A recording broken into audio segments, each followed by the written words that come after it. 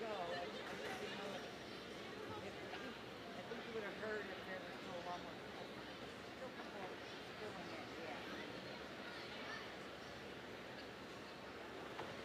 The herd is here.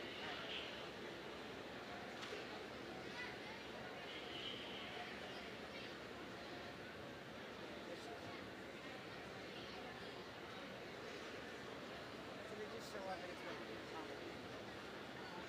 And that's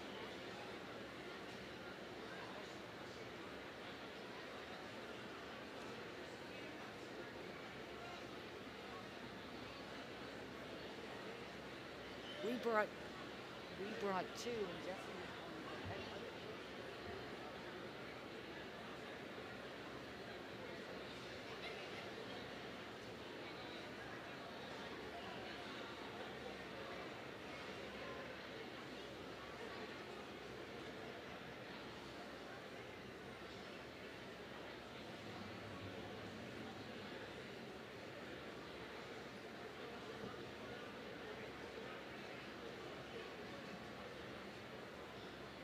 Okay. Okay, so here's what you need to know. We do not have microphones in place for the choir. That to me is the last piece that is needed. And that should be next. Thank you. All right, bye. Michael! Michael! Armada!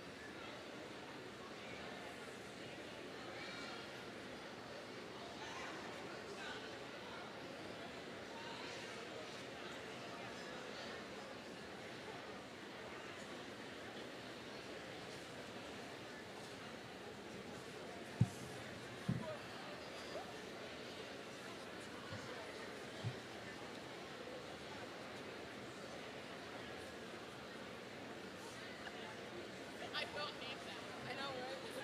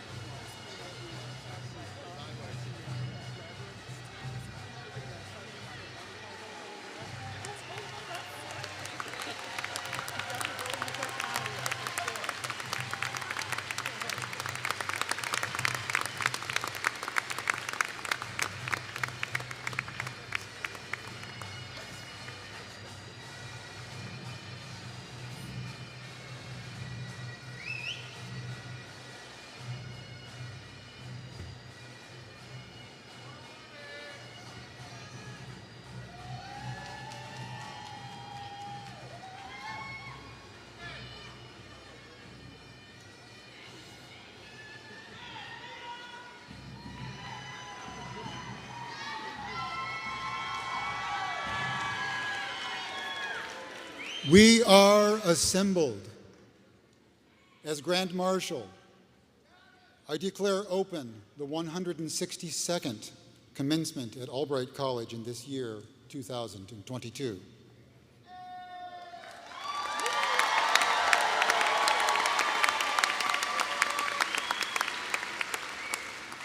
Please remain standing as you can for the national anthem and the invocation.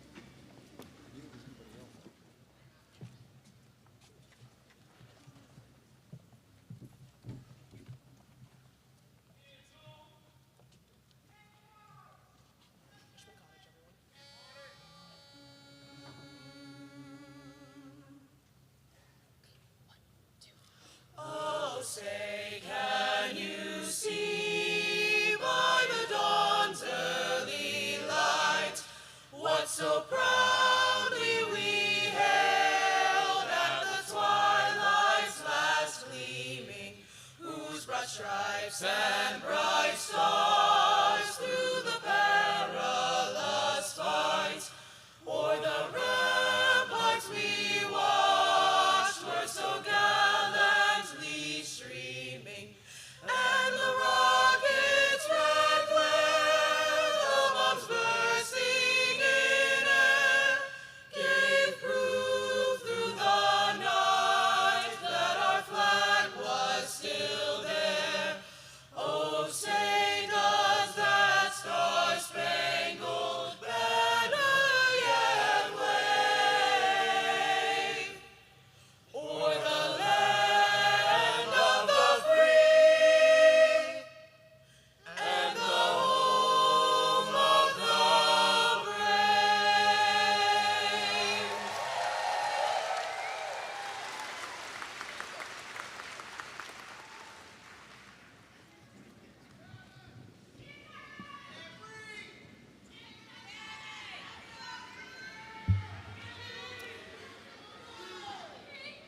Would you please join me in prayer as we celebrate the beginning of commencement?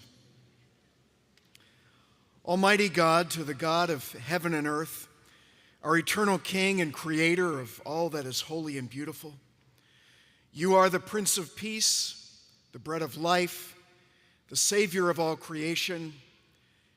You are the Spirit of life, our comforter, our friend. We welcome your presence to bless this great ceremony today. We thank you for our graduates. We celebrate their hard work over the years. We thank you for their support system, those that are with us today and for those who are not with us. God, I pray that today will be the start of a new season for our graduates, a new beginning for a greater life ahead.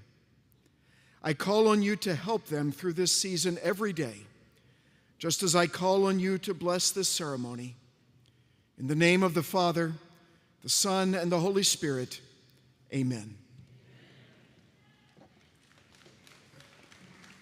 Please be seated.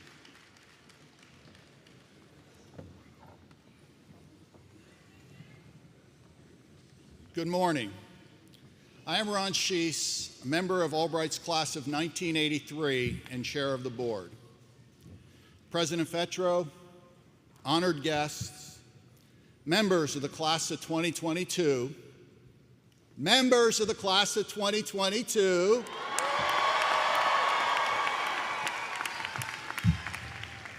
this is your day. This is your day. Ladies and gentlemen, I'm delighted to bring you greetings to you on behalf of the Board of Trustees on this special day. Class of 2022, it's getting to be close to 40 years since I sat where you sat. And yet somehow, it seems like it was just yesterday and just moments ago. I sat there ready to leave Albright, embark on a new phase of life. The memorable years I had at Albright are why I came back to serve my alma mater as a trustee. doing my part to help ensure that the excellence of your education continues. Your personal growth and the successful completion of your course of study are our focus, and we rejoice in celebrating your accomplishments today. The trustees have been privileged to get to know so many of you over the last few years, and unfortunately, towards the end, a lot of that interaction became on technology and not in person. But we are all proud and amazed at what you have accomplished and how you have persevered as individuals and as a class. And although we say goodbye to you today as students, we welcome you into the larger community of the Albright family, the Albright alumni. You will be members of the Albright family forever. And so on behalf of each and every member of the Board of Trustees, I want to extend our very best wishes for your future. And it is my pleasure now to introduce Dr. Jacqueline S. Fetro,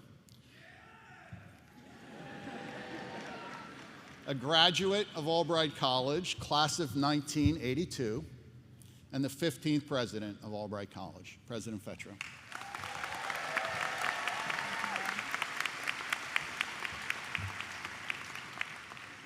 Thank you, Ron.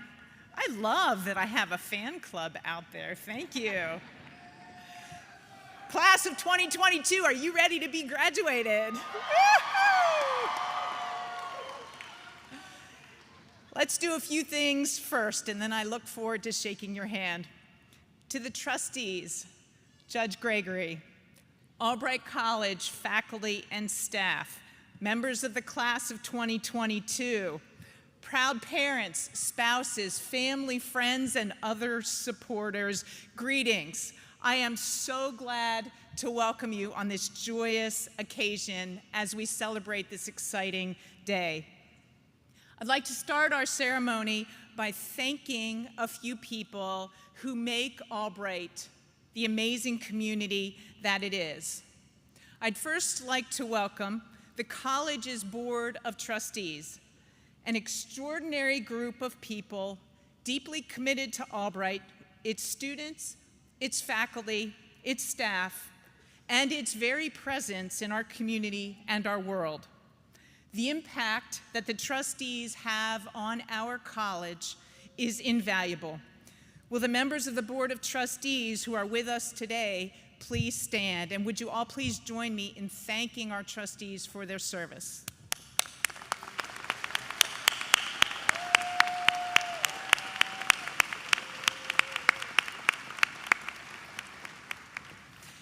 When I travel and talk to alumni, I ask each of them to share a story about Albright, a memory that was particularly impactful to them, one that helped them become who they are today.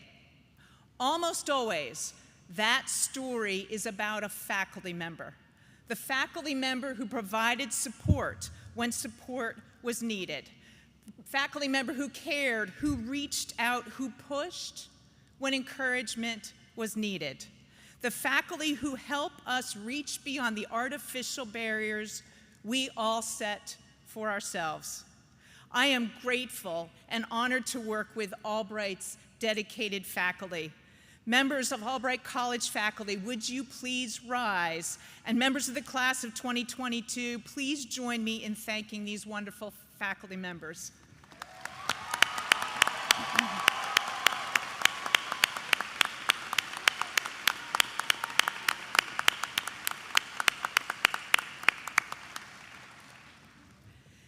And finally, I have a special thank you for a wonderful group of young people, students who have been my partners and collaborators.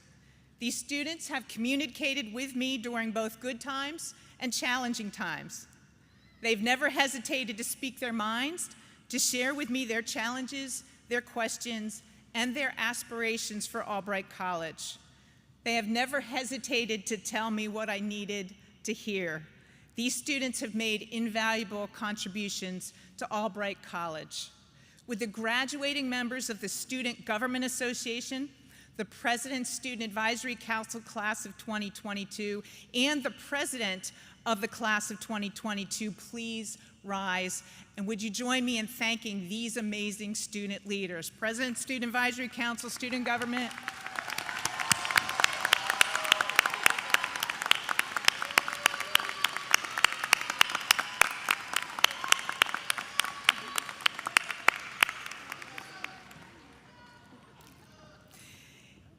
Each year, the college recognizes faculty excellence in teaching, scholarly and creative work, and commitment to our community.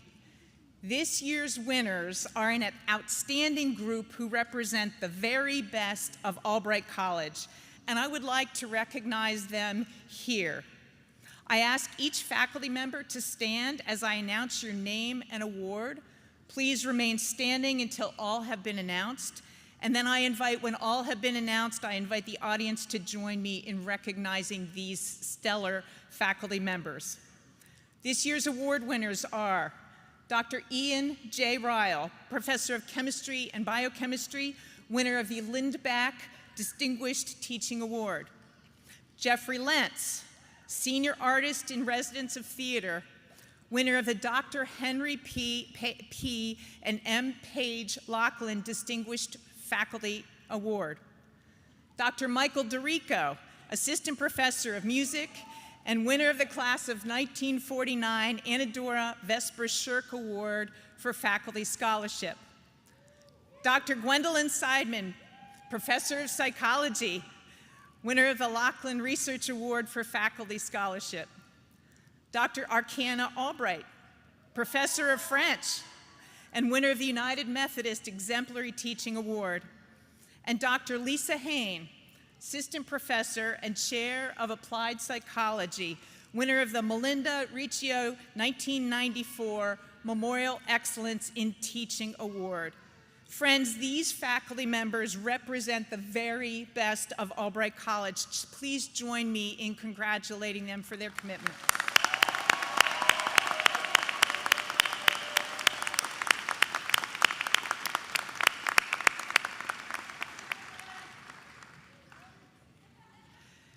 For those who may not be aware, I am Albright College's first president who is also an alum. Although, yes, woo! Although 1982 was a long time ago, I remember sitting right where you are, except we were in a very hot Bowman gym. And I have many fond memories of my time as a student here. My mother, Millie Folkfetro, was also a proud Albright graduate, class of 1958. She maintained a lifelong love of this place and served the college for many years, hosting admitted students in the Harrisburg area during those critical decision times. In academics, we have a name for family members who share the same alma mater. Some of them indeed may have taken the same classes with the same professors and made lifelong memories in the same place where their parents or family members each spent a transformative time of their life.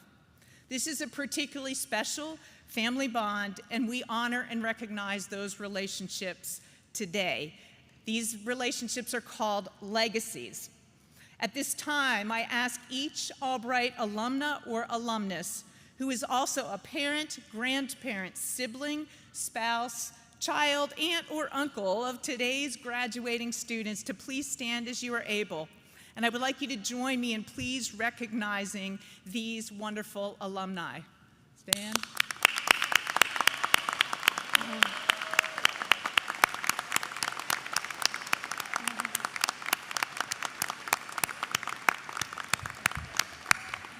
And if you would, each of today's graduates who has a family member who just stood up, would you also please stand so that we can recognize you and we can applaud you as a legacy now at Albright College? Who's in the class that's a legacy?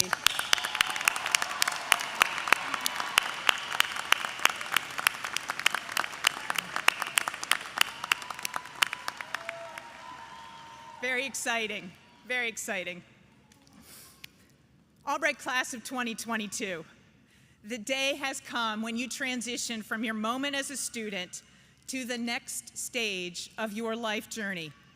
I am very proud that you have been part of the Albright community during your college journey. As I look back on the time you have been at Albright, I am amazed by what we have done. Before the pandemic and through the time of the pandemic and now to graduation, you have been an amazing class. As Jocelyn said at our Jacob Albright Scholars Award ceremony yesterday, you have persevered. You have led student organizations, you have served as POPs, you have done research in the laboratory, you have performed on stage, and you have received national recognition. So much, you are talented and dedicated, and you have worked hard. I want to celebrate a few of the accomplishments of this amazing class of 2022. Consider our fashion students and alumni who had their designs shown on the runway at New York Fashion Week, the only undergraduate college to be selected to be on the runway on Fifth Avenue in New York City. Not only the designers, but the team of students.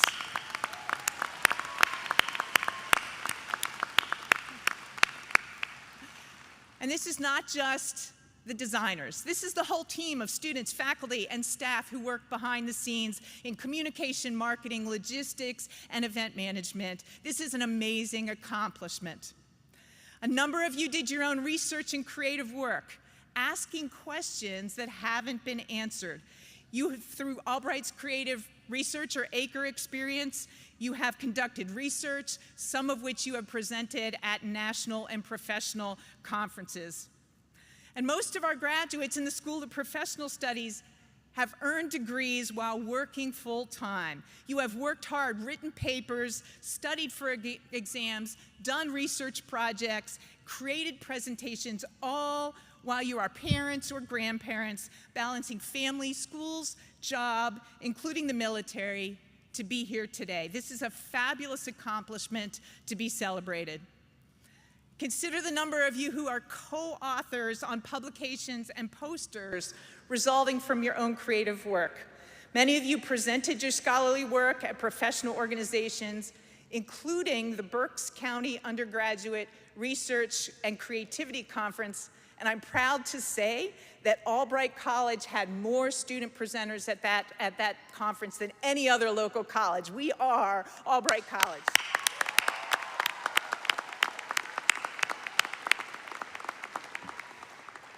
Some of you have participated in writing the Best of Berks profiles for Berks County Living's December 2020 issue, a significant engagement with our greater Berks community. Many of you have done prestigious internships or fellowships. At least 3 of you worked in the nation's capital on internships. Several of you earned Miranda Family Fellowships and/or participated in the National Theater Institute at the Eugene O'Neill Theater Center in Connecticut. You have engaged with our Reading community through the Center for Community Engagement or through the 13th Street Partnership in programs like Makin' Beats, which introduces students in the Northeast Middle School to music production and composition. Or Once Upon a Runway, where our fashion students introduce fashion concepts and designs to the students at 12th and Marian. You have acted in plays, you have worked, displayed artwork, created and defended business plans, you have served as tutors and scribes, you have made music, you have engaged in competitions from NCAA to academic to club competitions. You have won tournaments, championships, and awards of many sorts, both internal and external. Through your hard work, many of you have already landed jobs. A number of you have been accepted into graduate and professional schools, including several of you who earned early acceptance to medical school through our partnership with the Penn State College of Medicine, and I congratulate each and every member of the Albright class of 22. You are talented, you are dedicated, you have worked hard, and through your hard work, you have accomplished so much. I congratulate each and every one of you, and I look forward to greeting you as you cross this stage and receive your diploma.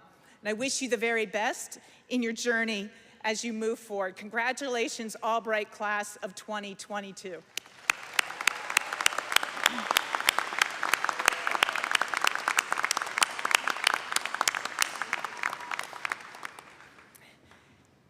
Every year, a graduate of the current class is selected to speak on behalf of the class at commencement. This year, the class of 2022 is represented by Kenneth Rowland, an accounting major in the School of Professional Studies. As a full-time student, Ken has balanced his schoolwork and his personal life while working full-time for Sherwin-Williams. A native of New Jersey who plans to practice accounting after graduation, Ken is passionate about understanding the issues of cultural bias and the stigma around discussing mental health, something I expect we'll hear in his remarks. A group of faculty selected from a number of submissions Ken as today's speaker, and I would like to welcome Ken Rowland to the podium. Yeah, Ken! You got this, Ken.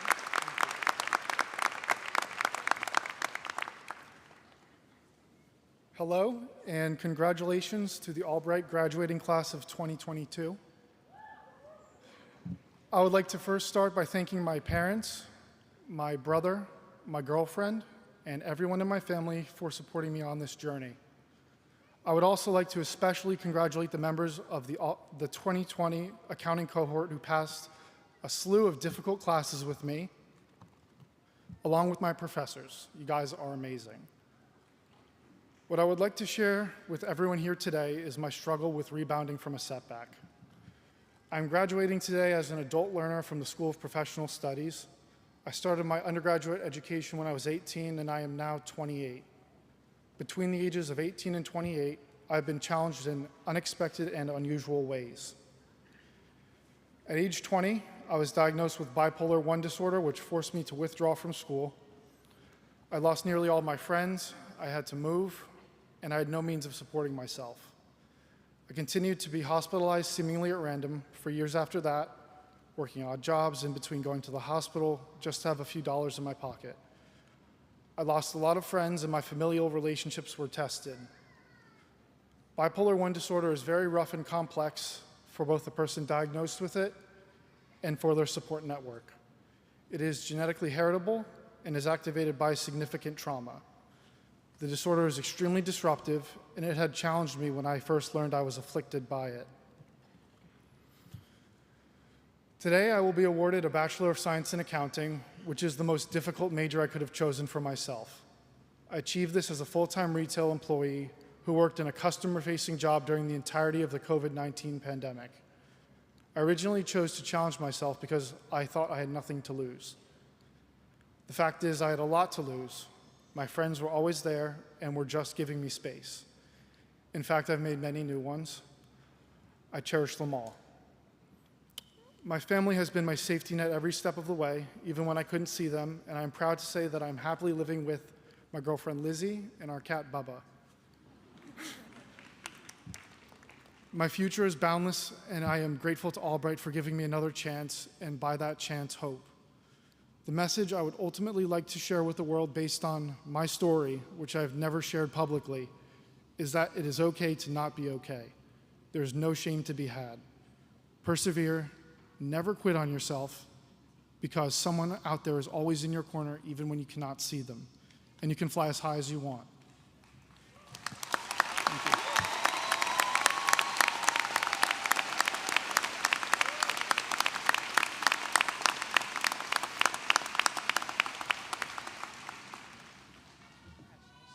Yeah, Ken!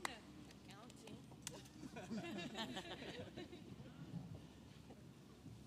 Sue, Karen. Sue, Karen.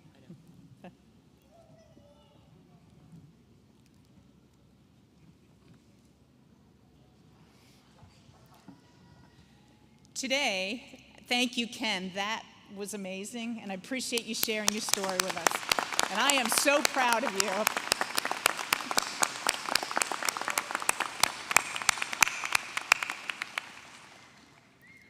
Today, we have the privilege of celebrating the accomplishments of an extraordinary individual with the presentation of an honorary degree. The ancient tradition of honorary degrees at commencement is a way of reminding ourselves of especially our graduating class, of the power that individuals have to use their gifts and their talents to make a difference in the world. We're delighted to include them in the fold of our most distinguished Albrightians. Suzanne Palmer, JD and Associate Professor of Business and Accounting and Economics, will present our recipient for the honor. Thank you, President Fetro. Class of 2022. Suzanne, your mic is not on. It's on? Yep, Okay, there you go. thank you. Thank you, President Fetro. Class of 2022, we are honored today to be joined by Roger Gregory, Chief Judge of the United States Court of Appeals for the Fourth Circuit. Formerly a partner in the law firm of Wilder and Gregory, Judge Gregory grew up in Petersburg, Virginia, and graduated from Virginia State College and the University of Michigan School of Law. President Clinton recess appointed Judge Gregory to the United States Court of Appeals in December 2000, and President G.W. Bush commissioned his lifetime appointment to the court system 7 months later in July 2001. As such, not only is Judge Gregory the first African American to sit on the United States Court of Appeals for the Fourth Circuit, he is also the only person in the nation's history to be appointed to a federal appellate court by two presidents from different political parties. Judge Gregory became Chief Judge in 2016 and is a member of the Judicial Conference of the United States that governs the federal judiciary. His Fourth Circuit includes the states of Maryland, West Virginia, Virginia, North Carolina, and South Carolina. By appointment of the Chief Justice of the United States, Judge Gregory also served on the Brown v. Board of Education 50th Anniversary Commission established by the President and Congress to commemorate that landmark decision. His numerous awards include the National Conference of Christians and Jews Humanitarian Award, the National Bar Association's Gertrude E. Rush and Equal Justice Awards, and the Washington Bar Association's Charles Hamilton Houston Merit Medallion. President Fetro, I am honored to present Chief Judge of the United States Court of Appeals for the Fourth Circuit, Roger Gregory, for the degree of Doctor of Laws, honoris causa.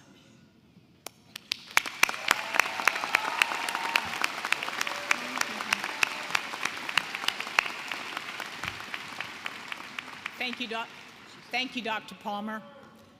Judge Gregory, upon the recommendation of the faculty and by the authority vested in me by the Albright College Board of Trustees and the Commonwealth of Pennsylvania, it is my great honor to confer upon you, nationally and internationally renowned expert in legal work, the degree of Doctor of Laws, honoris causa, with all the rights, privileges, and responsibilities hereunto pertaining. In recognition of this degree, I present you with a diploma and ask that Karen Campbell, Provost, place the hood symbolizing the degree on your shoulders. Ladies and gentlemen, please recognize Judge Roger Gregory.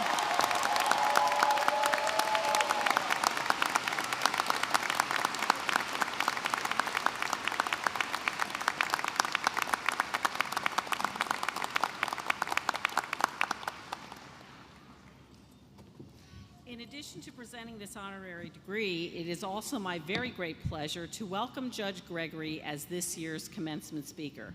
We are privileged to have such an esteemed figure join us today. Ladies and gentlemen, please join me again in welcoming Doctors of Laws honorary member of the class of 2022, Judge Gregory.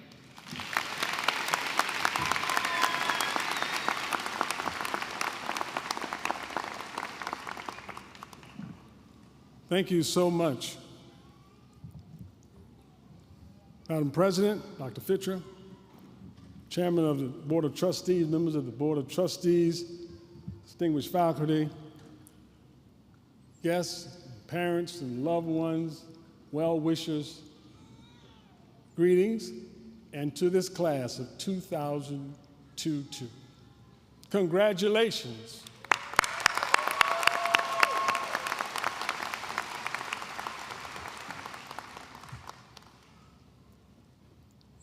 You have a special, special gift. The question will be for the rest of your life, how will you give it forward? The gift of the faculty, the classes, I'm like you, graduated from undergrad and law school. My law professors and my undergraduate professors, I still know them by name.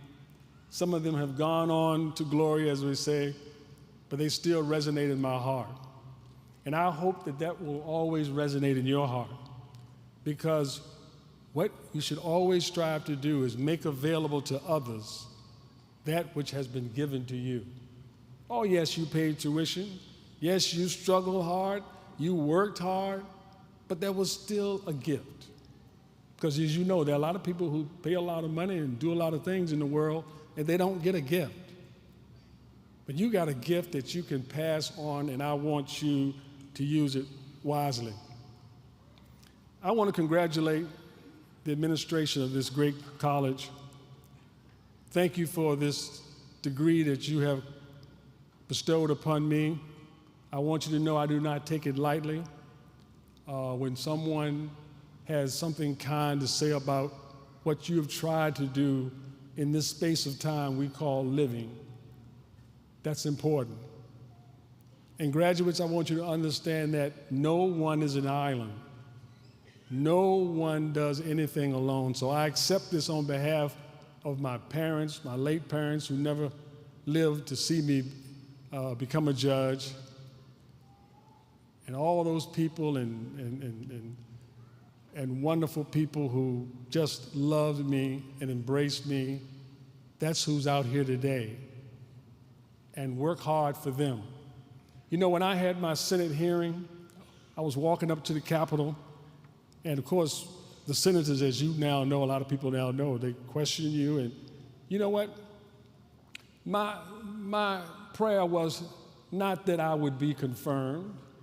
Of course, I wanted to be, but mine was this, that I do nothing or say anything that would bring dishonor to those broad shoulders I was standing on. And that's what I want you to do. Those broad shoulders. Now get this, graduates. You stand on their broad shoulders not to be seen, but to see. To see from your vantage point what's out there, what you have, your travails, your triumphs, your successes, all of those things, so you can help them navigate their way. And say, wait a minute, you may not want to do that. You may want to think another thought. That's the way, and that's why you have that point of being on their shoulders. Again, use it wisely. Another reason why I'm here, I knew your president when she was a provost. And you know what, I bemoaned the fact as a trustee at University of Richmond at the time that she was leaving us. But when I read more about Albright and my experience of seeing you, I know why she's here. And I'm glad that you are here. Because your university, college, I looked at your mission, the core values, the pillar. That's extraordinary. And your symbol and your emblem, the shield. Now, don't raise your hand, but think about, have you really absorbed what your shield says, what's on there? Don't raise your hand, though. Don't raise your hand. Those who haven't, just look at the lights. But can you imagine an open book for faculty? Academic freedom. It's an open book. And that's what I want you to be as you traverse in your fields of medicine and business, education, law, whatever it might be. Because Augustus, who was the first emperor of Rome, you know what his boast was? And he built over 80 temples, Mars, Apollo, roadways. He was an awesome emperor, I suppose. But his boast was this: when I came to Rome, it was made of brick. When I left, it was made of marble. But how much more will your boast be, as Henry Brougham said, the Scottish scholar, that your boast will be that when you came to law or medicine or education or whatever it might be, but he was talking about law. When you came there, the law was a sealed book, but he left it a living letter. When he came that the law was the patrimony of the rich, when he left it, it was the inheritance of the poor.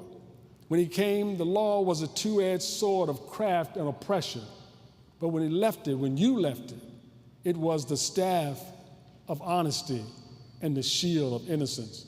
If you are going to carry out your mandate of truth and justice, and that's what's there, emblazoned and there, etched, not only in seal, but I hope in heart, in mind. Now, you will say, I know many people saying, what am I going to do? Many of you know exactly what you're going to do. And for those of you who don't know what you're going to do, you're in good shape.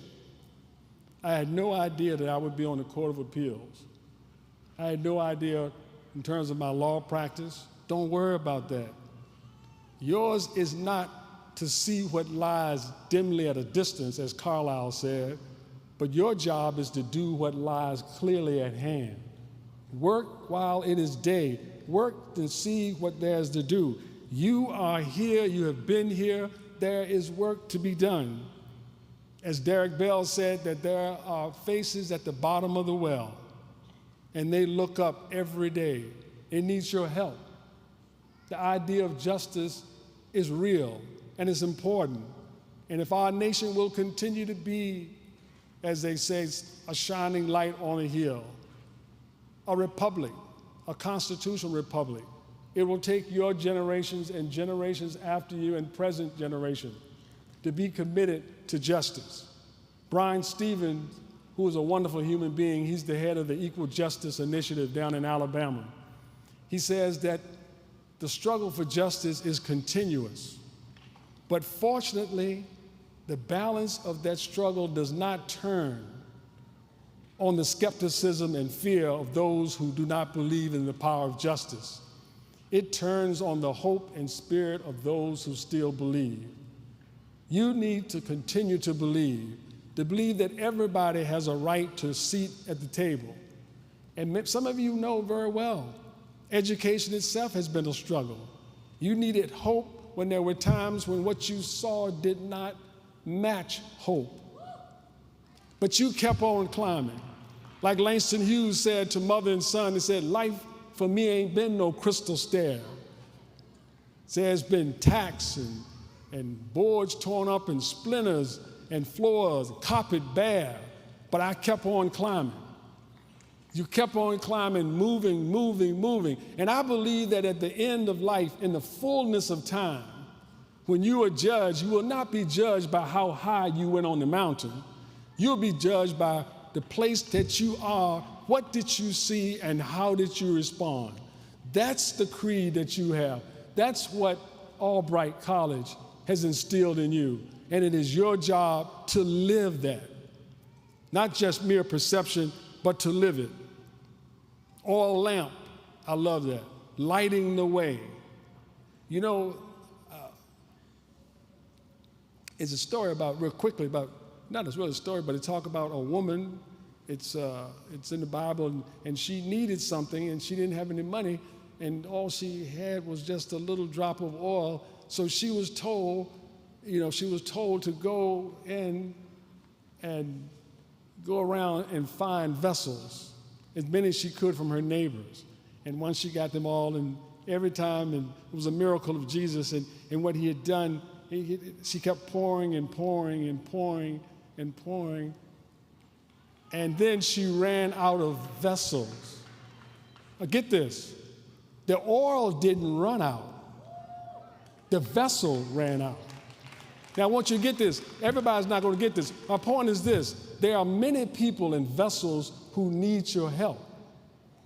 The oil that you supply is there. You are not the progenitor of it, but you have ability to do it. The question is, we're not getting enough vessels. We're leaving sometimes people at the side of the curb, making decisions as who's worthy of my help, making a decision at who can lead.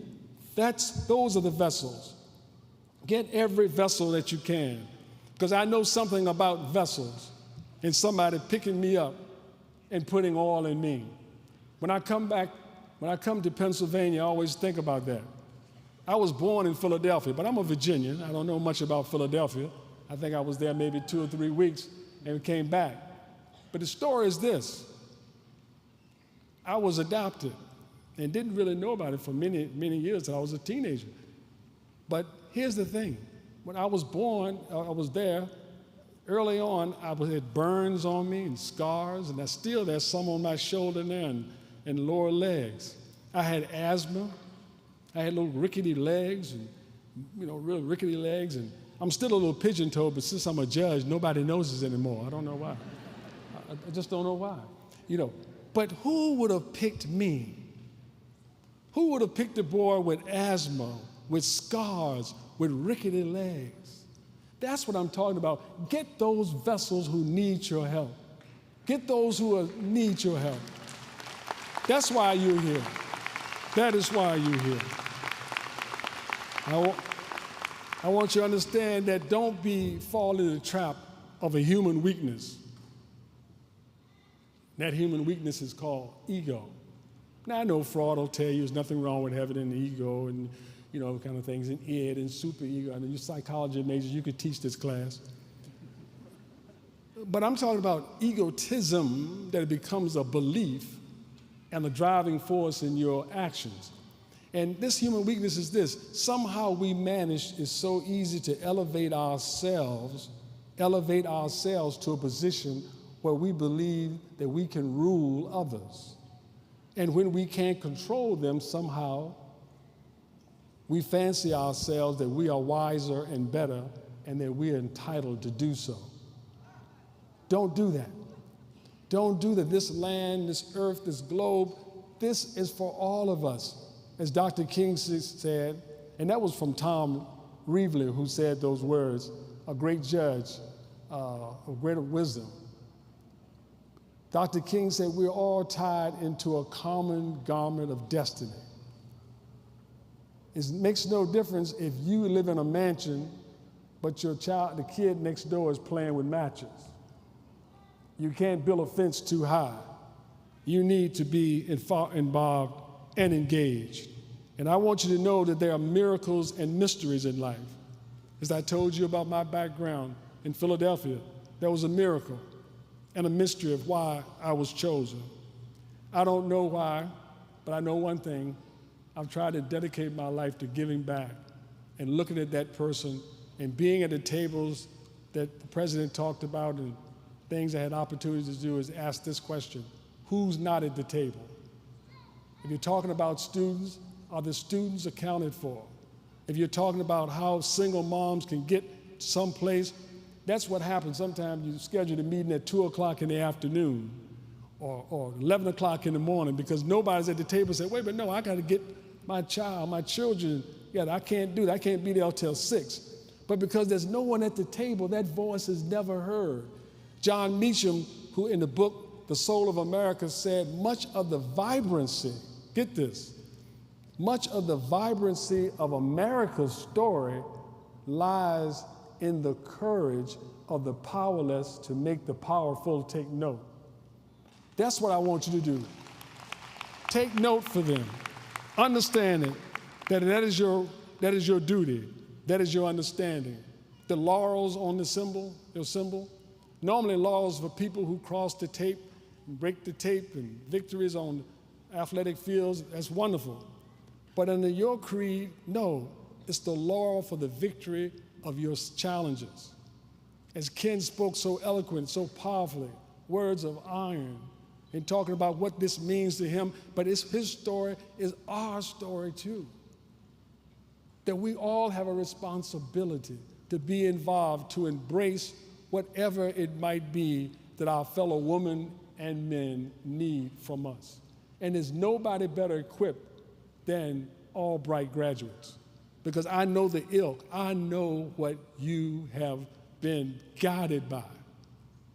that lamp, that laurel, all of those things, the opening learning, interdisciplinary, the stacks of book, a lifelong learning.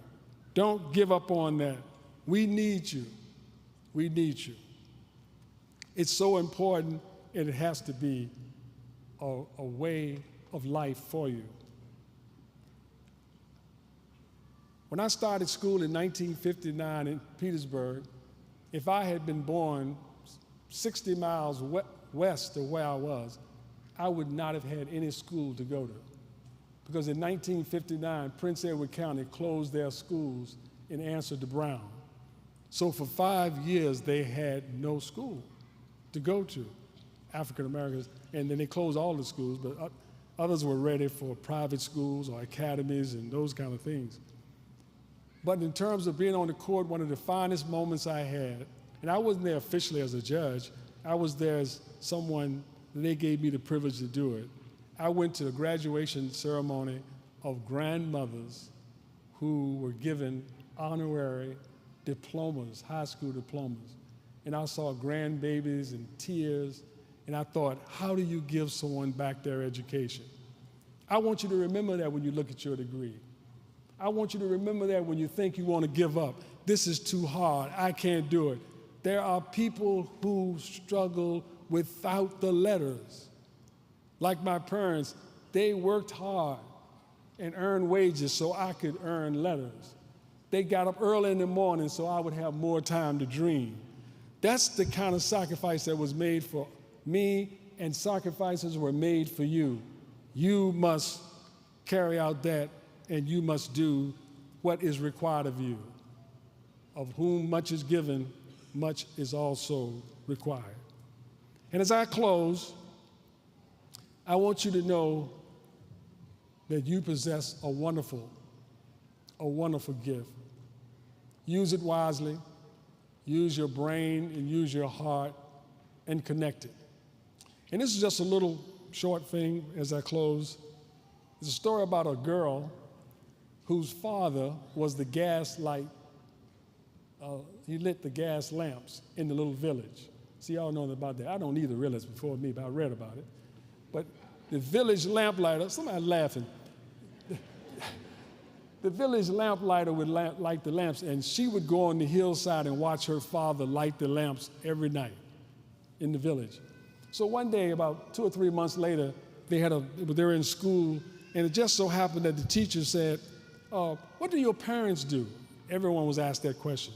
And the other kids went up there, well, my father's or my mother's does this, and carpenter or whatever, shopkeeper. But when it got to the little girl, you know what she said? She said, my father punches holes in the dark. I love it. Now, see, people, it was brilliant. See, her perspective was this. Get this now. She didn't see, she was wise. Her father wasn't adding anything.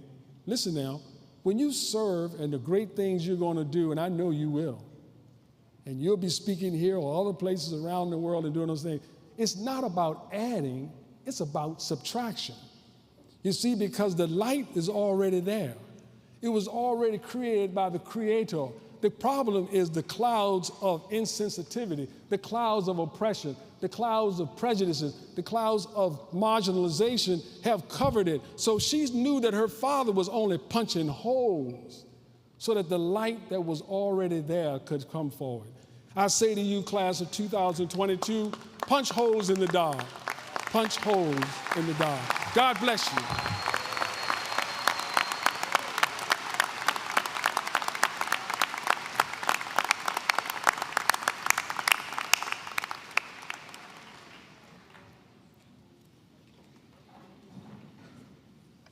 Thank you, Judge Gregory. That was powerful. I hope we will all go forward and punch holes in the darkness. Thank you for your words today. And now begins the conferral of degrees, the part of the ceremony that you have come from near and far to witness and be part of.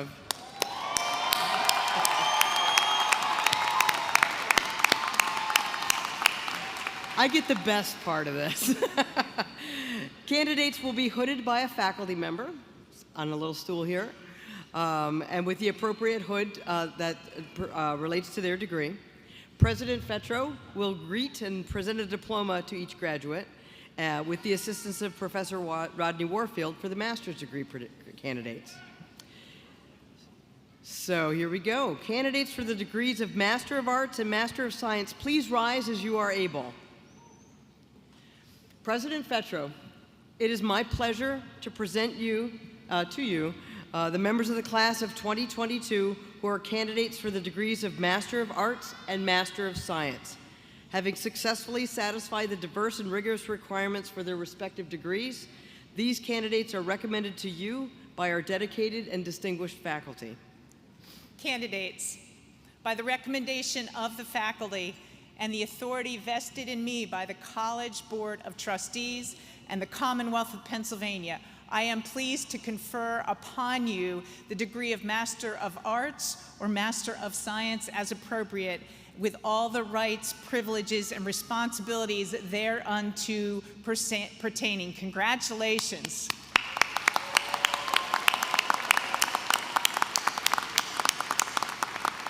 You may be seated so that we can have the candidates for Bachelor of Arts and Bachelors of Science. Please rise as you are able.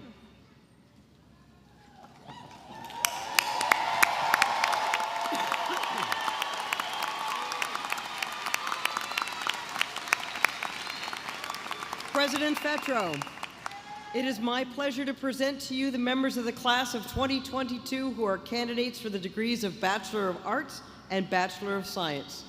Having successfully satisfied the diverse and rigorous requirements for their respective degrees, these candidates are recommended to you by our dedicated and distinguished faculty.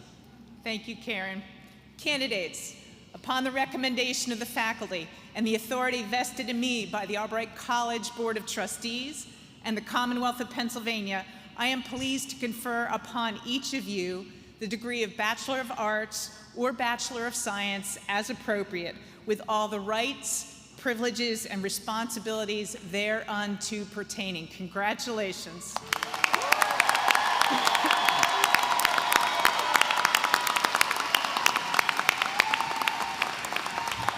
You may be seated, and master's candidates, please come forward.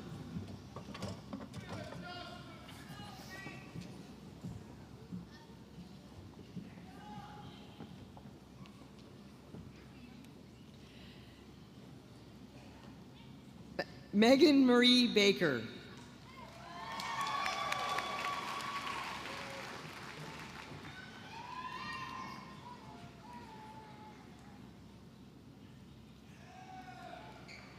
Caitlin M. Bedison.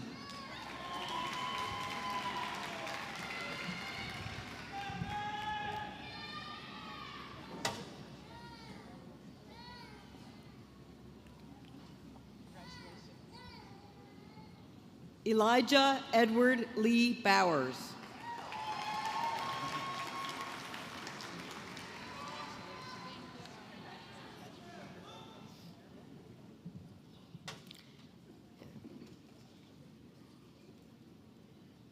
Stephanie M. Estevez.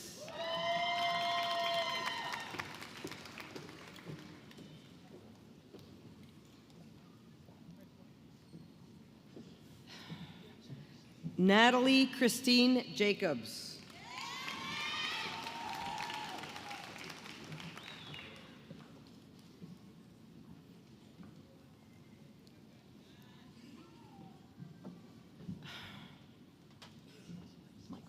Michael, have them get rid of the cards. We have no place to put these. Don't have them.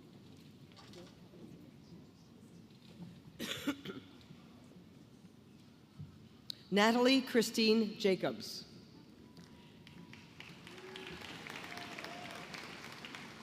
Jillian R. Lapidus.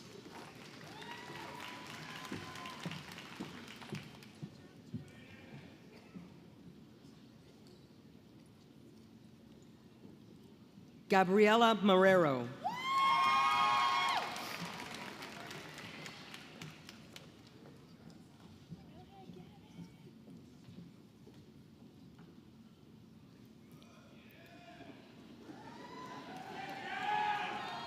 Yao Ba.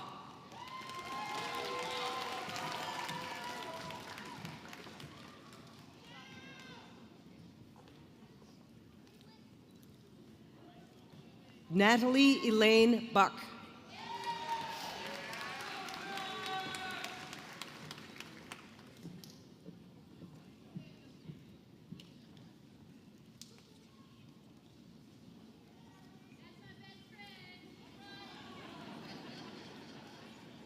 Brooke Melina Franklin, in absentia. Jordan Pulaski.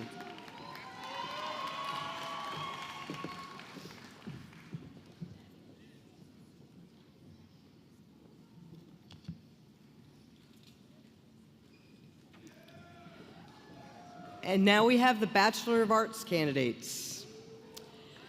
Christina K. Afeni.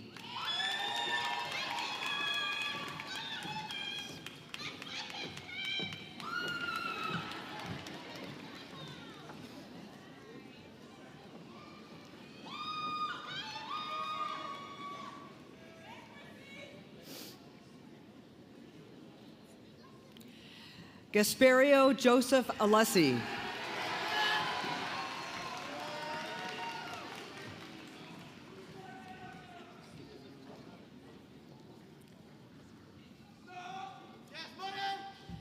Jasmine Monet Anderson.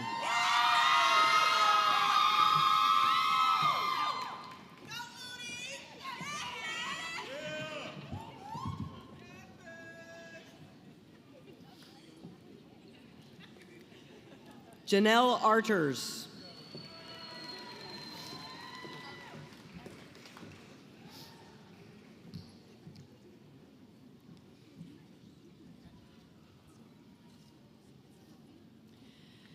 Stephanie Rose Barefoot.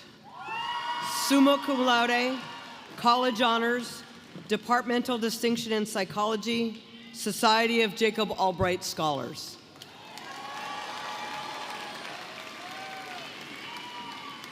Alexis Nicole Barnett.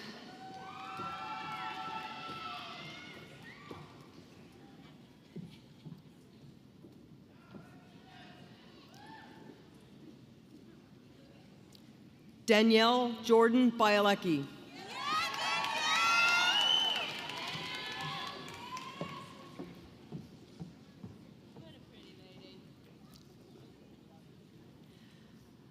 Autumn Rebecca Bieber.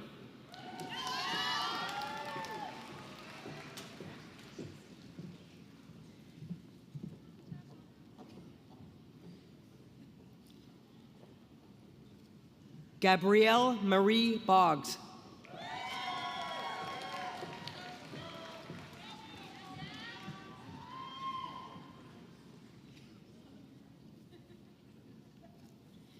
Dion M. Booker.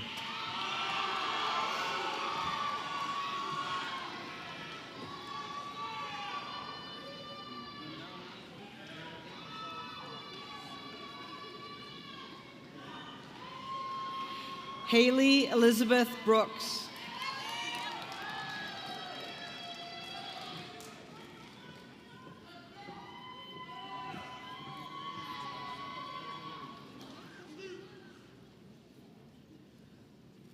Lauren Ann Bullens.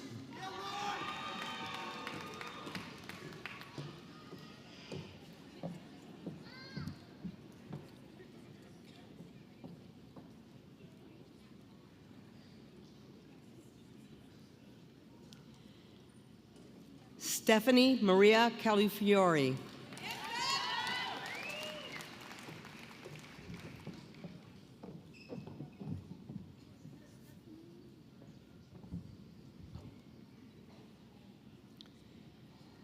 Tara Denise Caldwell.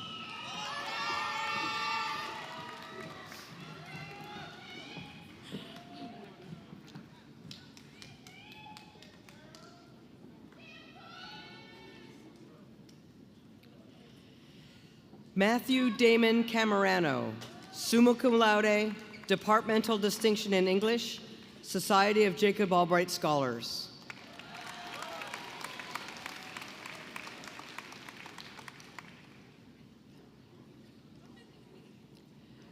Nair Malik Campbell.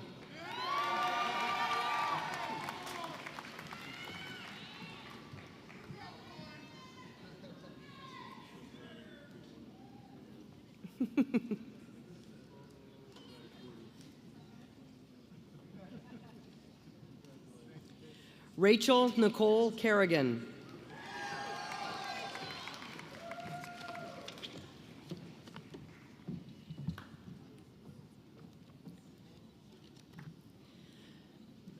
Amanda Lee Castanon, summa cum laude, Society of Jacob Albright Scholars, in absentia.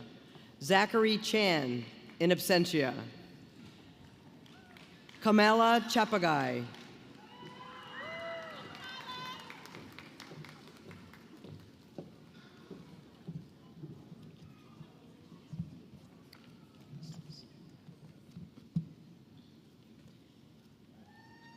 Tracy Janelle Cheek.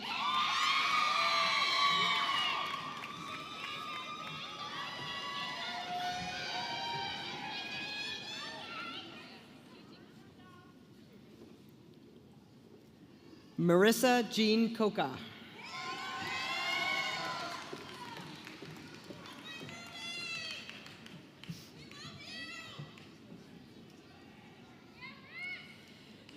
Dylan Scott Cope, summa cum laude, Society of Jacob Albright Scholars.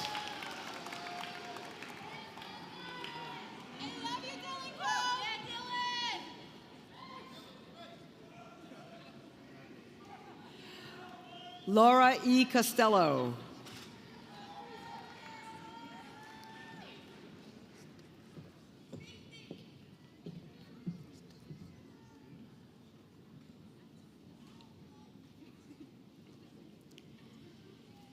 Caden Mara Castiglioga.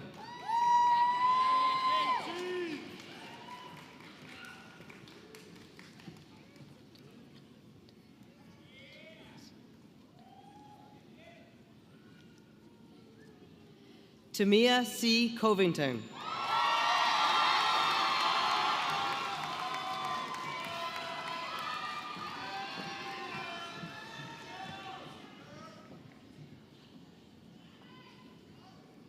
Kiani Marie Cruz, in absentia. Samantha Franco da Silva.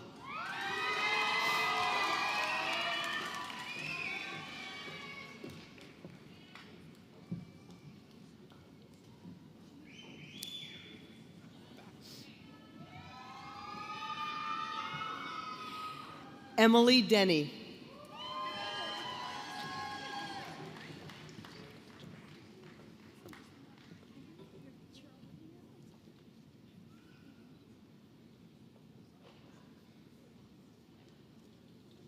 Michael Joseph DiGiacomo.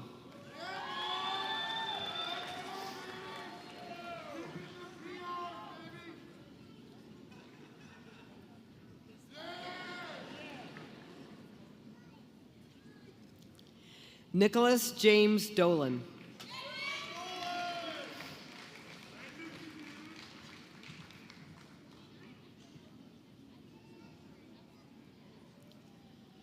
Summer Brene Edwards.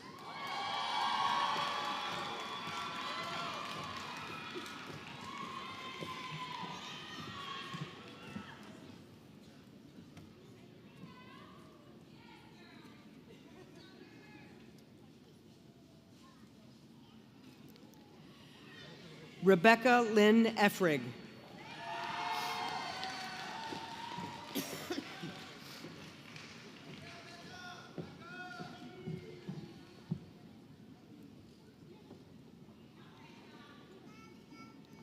Trinity Nicole Ferrer.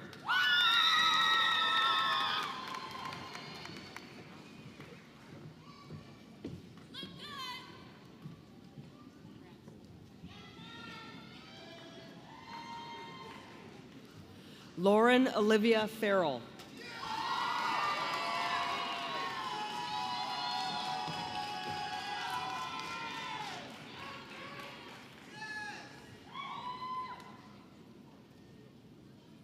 Christina Marquisha Ferris.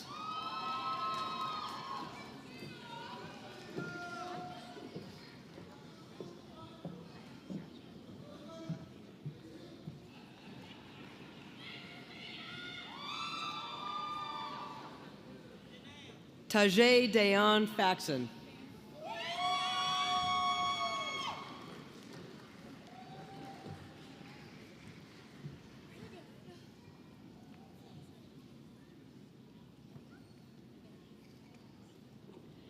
Christy Leanne Fernandez.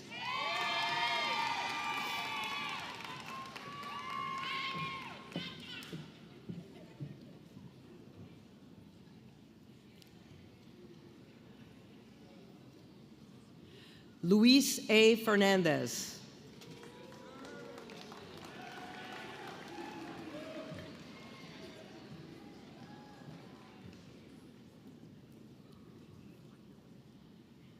Joanna Fernandez.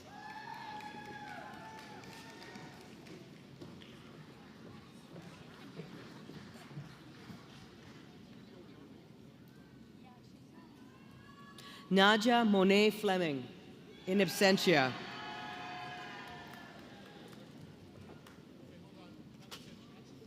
Oh, not in absentia.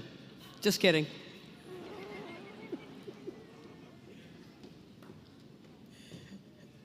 I thought I saw you.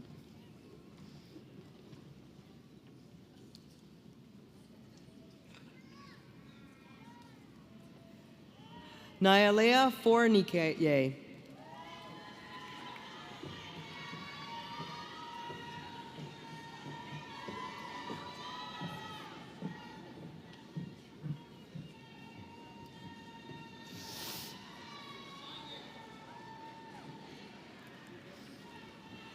Abigail Rose Gaffney.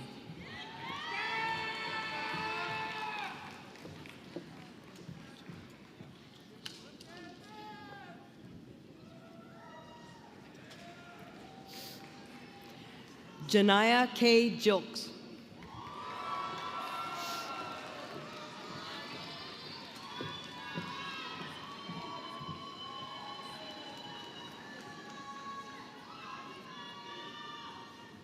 Carly Alexis Gobert.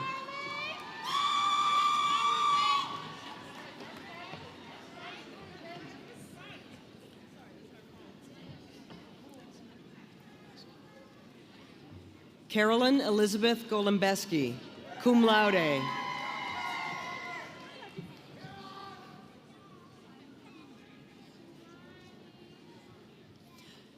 Diana Sarah Goloff.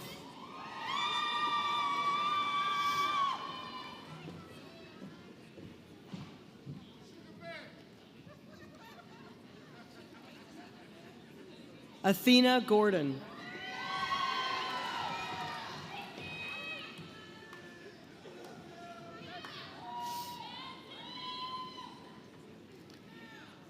Kelsey Danielle Groff. Kelsey is our first legacy that I know of and will join her sister, Michaela Groff, class of Albright 2018, in the Albright family. Morgan Elise Gears, summa cum laude, college honors, departmental distinction in political science, Society of Jacob Albright Scholars.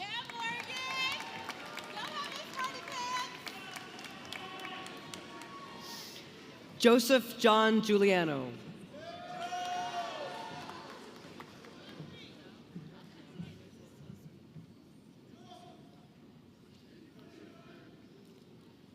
Brendan Hanratty.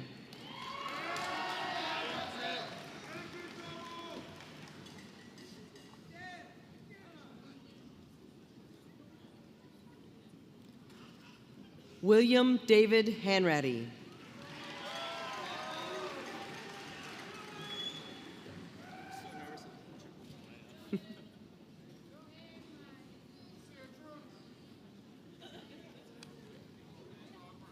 Corinne Rose Harrington, summa cum laude, college honors, departmental distinction in psychology, Society of Jacob Albright Scholars. Olivia Grace Hauser.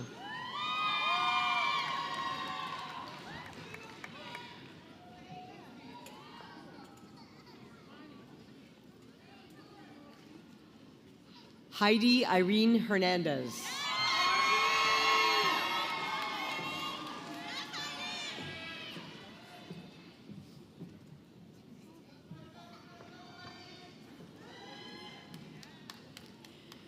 Mia Caitlin Michelle Hernandez.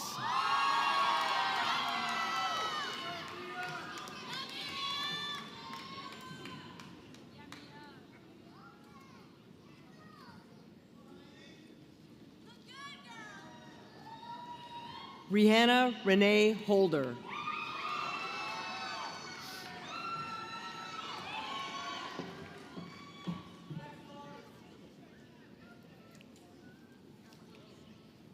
Jenna Nicole Hunter.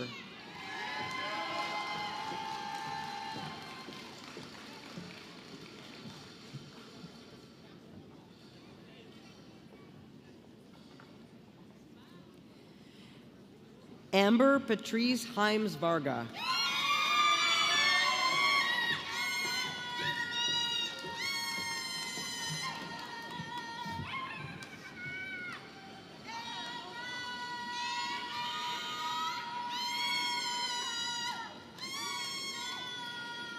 Avery Elise Icavone, summa cum laude, Society of Jacob Albright Scholars.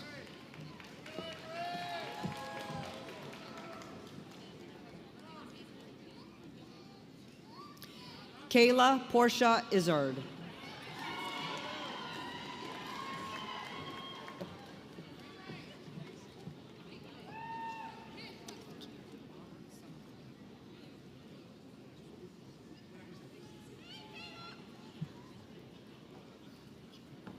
Barbara Joshuela Izquierdo. In absentia. Ravion Liasia Jackson.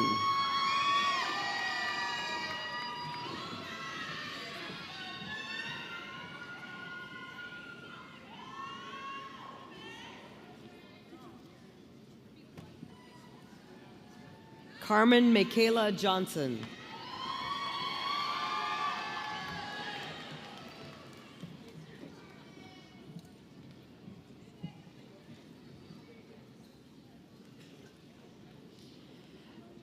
Madison Rose Jorfy, cum laude.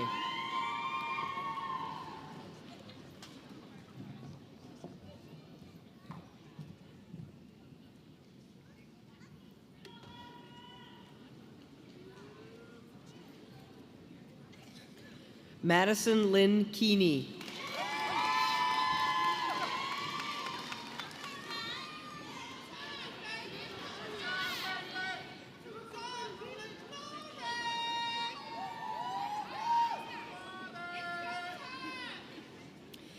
Imani Kenley.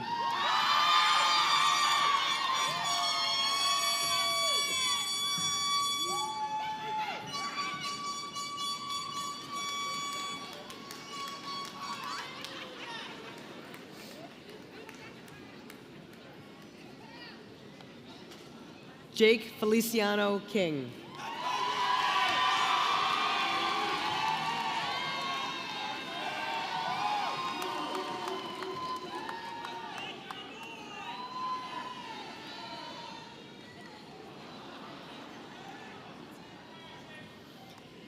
Kayla Marsha Lane.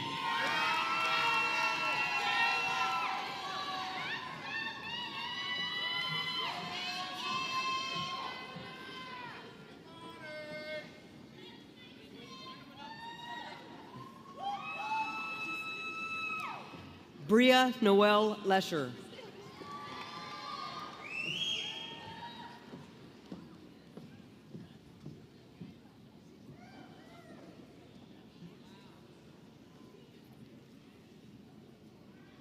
Brianna Whitney Lewis.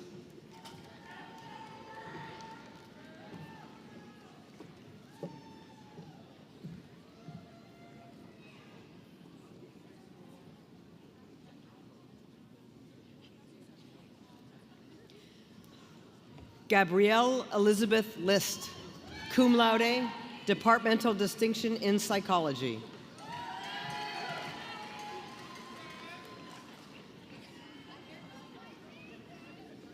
Kimberly Liu.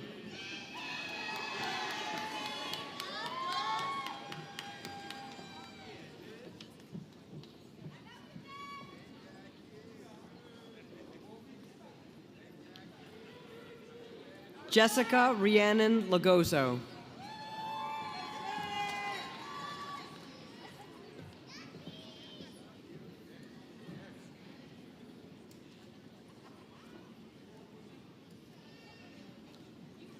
Charles James Lull.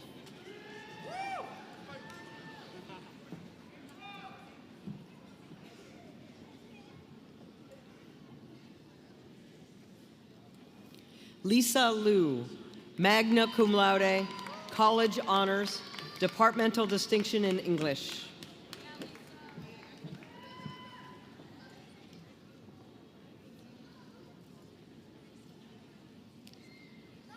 Caleb Lee Meyer.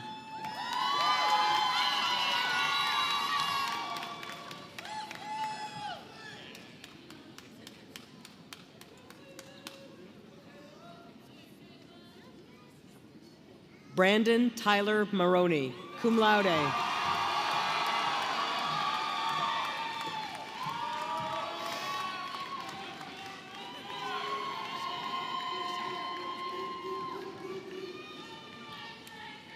Xavier Jordan Mariko Holmes.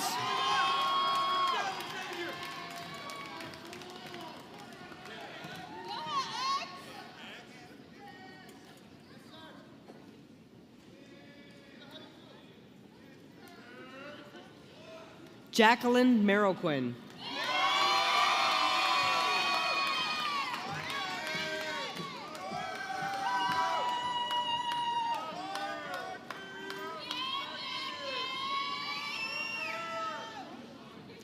Desmond Anthony Martinez.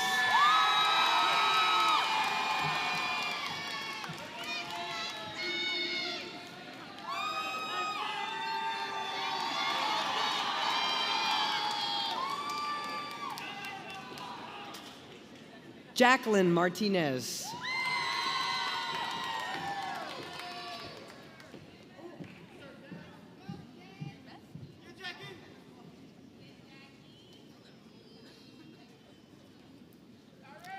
Justin A. Martinez.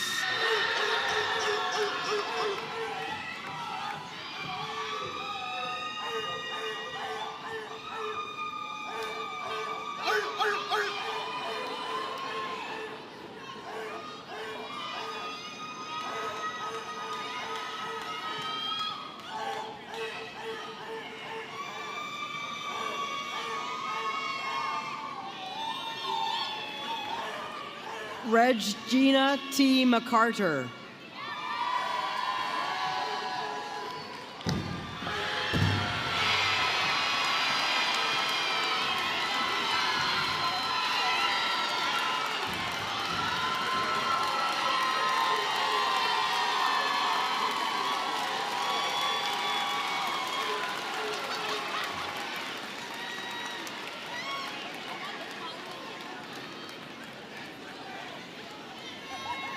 Reg joins her brother in the Albright family, Daniel McCarter, class of 2020.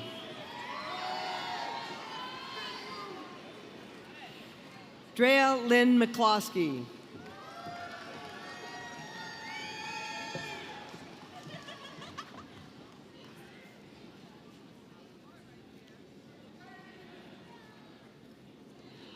Tyreek Antoine McKenzie.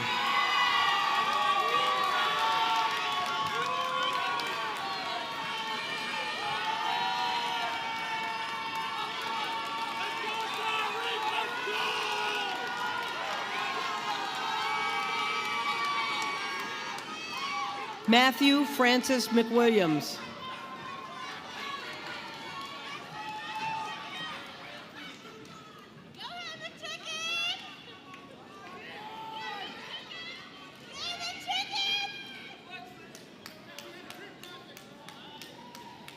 Allison Lindsay Milan, cum laude, college honors, departmental distinction in psychology.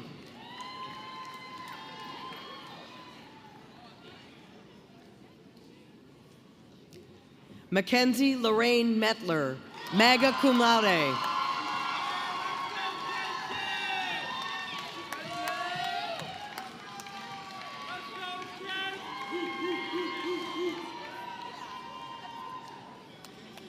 Michelle Mejua Contreras.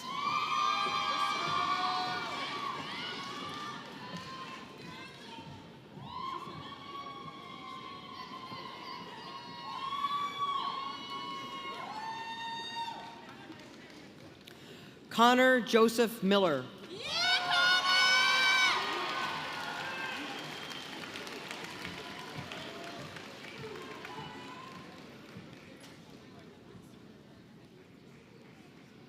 Heather Ann Miller.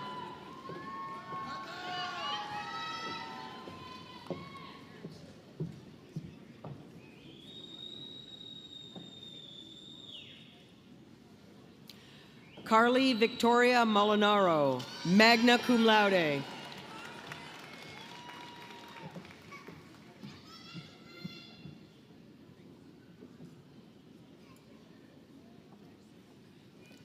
Robert Jonathan Moss.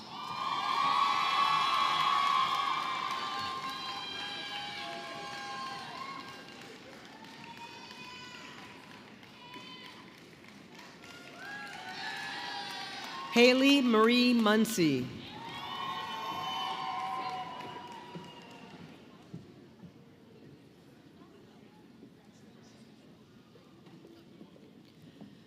Justin Alexander Negron, cum laude.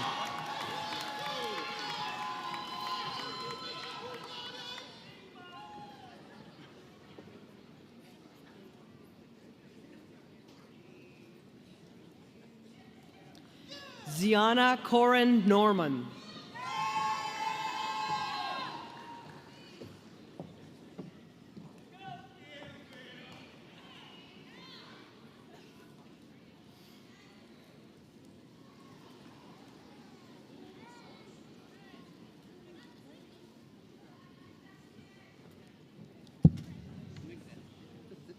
Jordi Orlon, cum laude.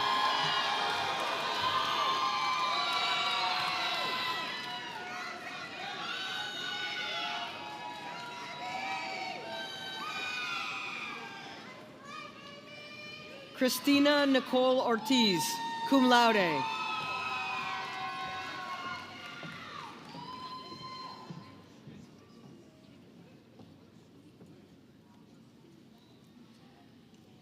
Khalees Siani Naya Parker.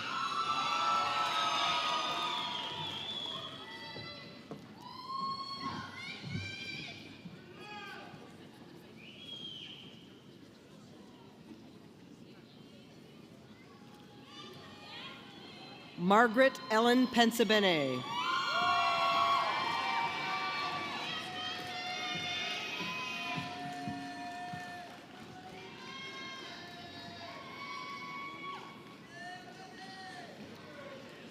Natalie Perdue, magna cum laude.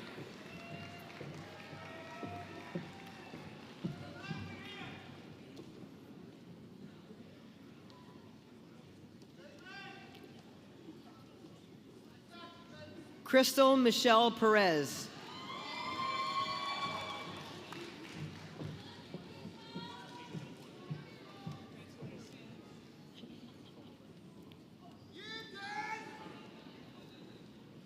Trinity Peters.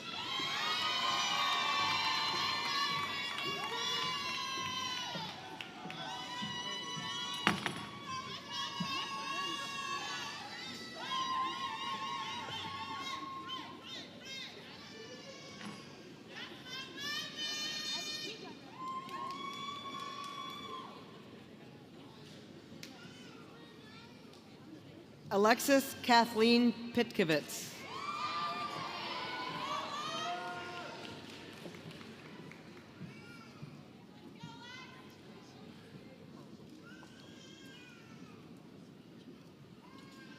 Sydney Leona Plunkett.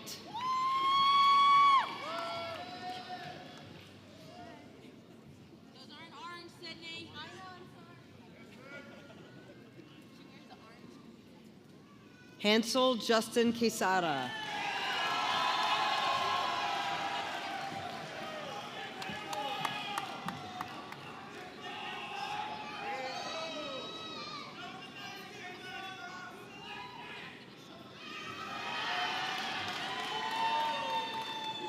Yalisa Desiree Quintana.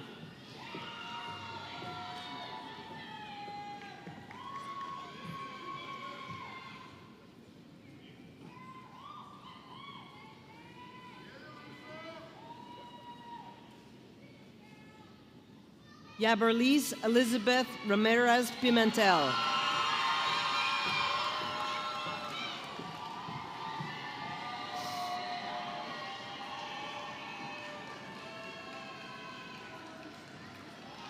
Kaylee Ann Reynolds.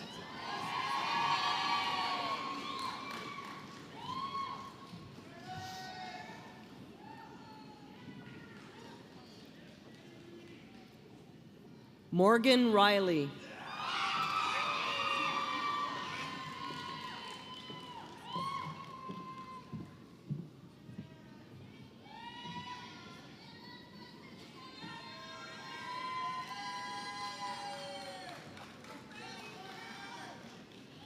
Dallas Marie Robertson, cum laude.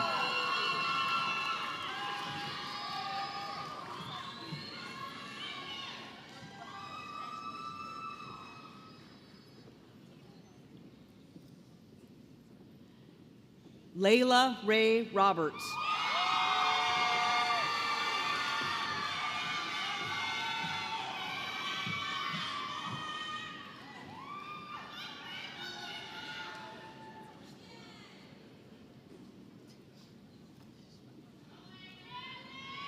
Daricelis Rodriguez Guzman.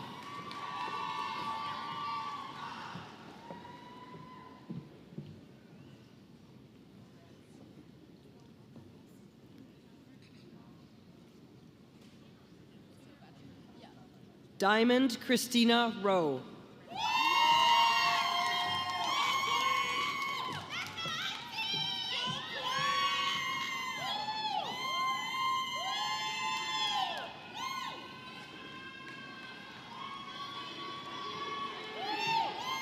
Rachel Alexandra Russo, summa cum laude, college honors, departmental distinction in psychology, Society of Jacob Albright Scholars.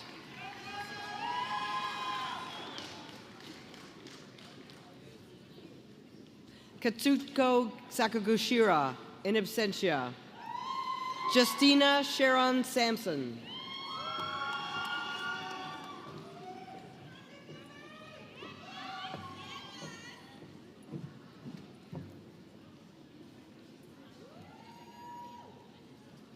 Chelsea A. Santana.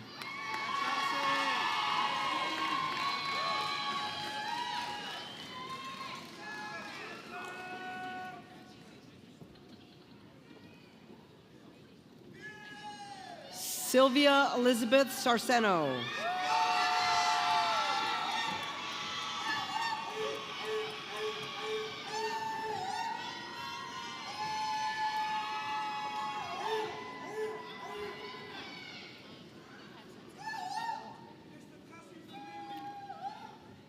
Brooke Madison Schlott, magna cum laude.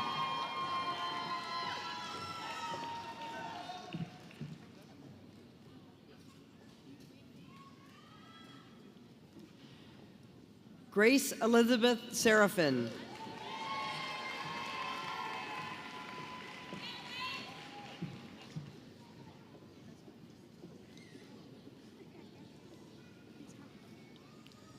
Austin Daniel Shapiro.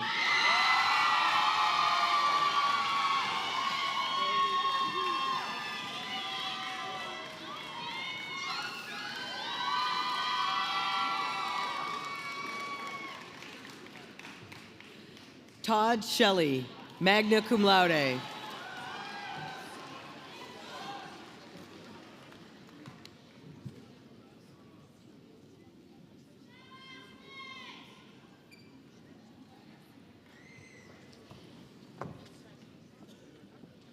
Tiffany Frances Smith.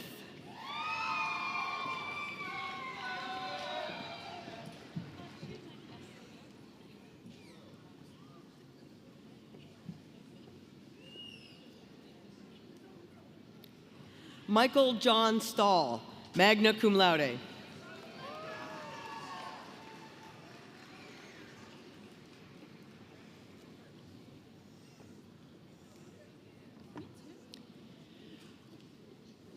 Bria Saray Stapleton, summa cum laude, college honors, departmental distinction in fashion, Society of Jacob Albright Scholars.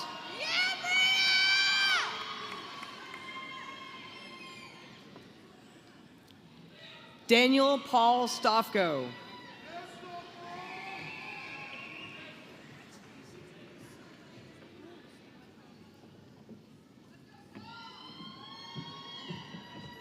Tobin Joseph Stone, magna cum laude.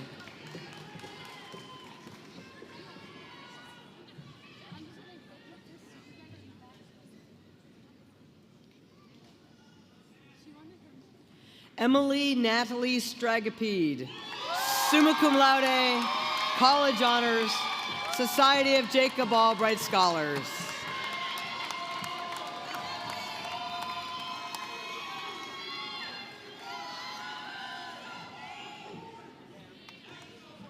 Taylor Madison Straub, magna cum laude.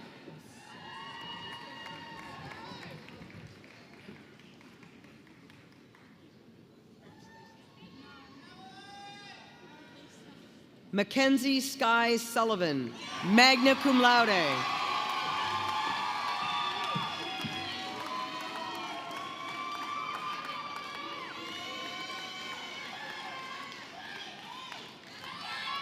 Janae Elizabeth Taft, summa cum laude, Society of Jacob Albright Scholars.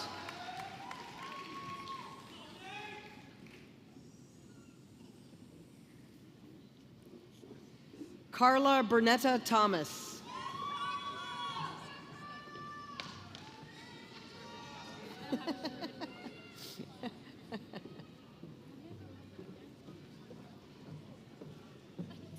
Catherine Ainsley Thomas, magna cum laude.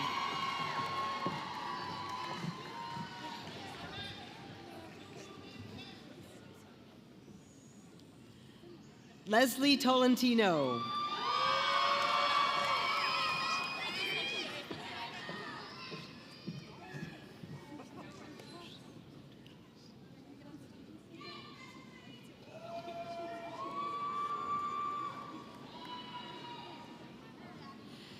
Ashley Marie Tortorisi.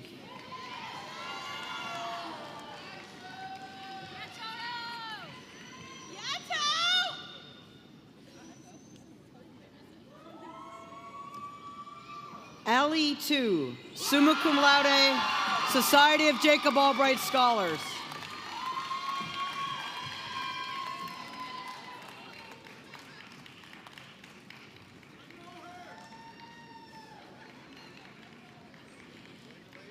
Stephanie Maria Vargas Hemmings.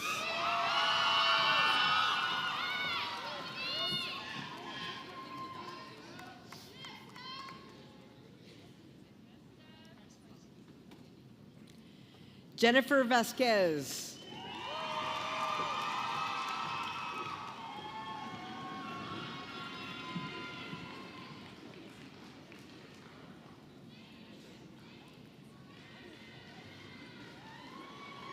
Lindsay Grace Benkler.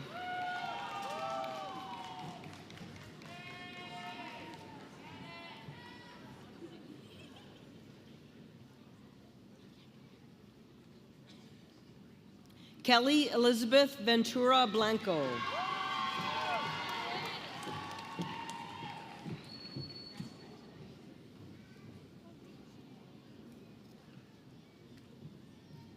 Imani Nicole Walker, cum laude.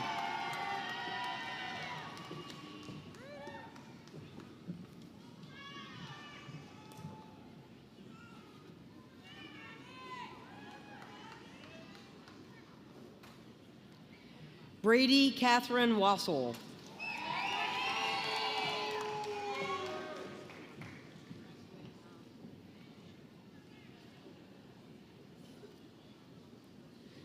Tori Riche Watson, summa cum laude, Society of Jacob Albright Scholars.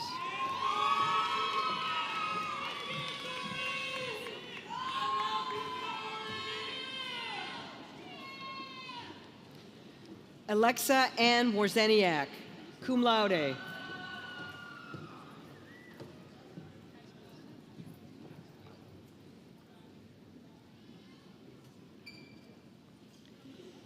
Destiny Alexis Monet Webb.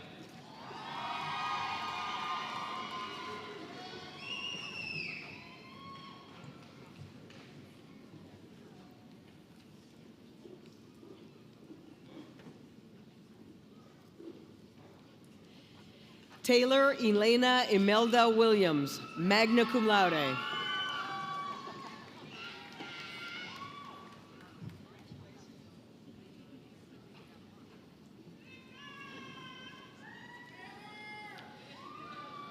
Jazir Sylvester Willis.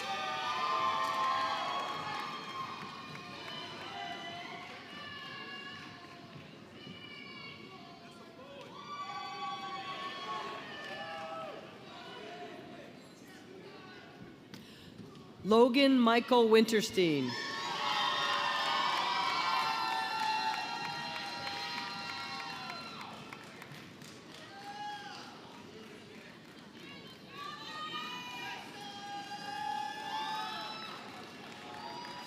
Shelby Lynn Woodard, summa cum laude, college honors, departmental distinction in child and family studies, Society of Jacob Albright Scholars. Zool Woodson, magna cum laude, college honors, departmental distinction in psychology.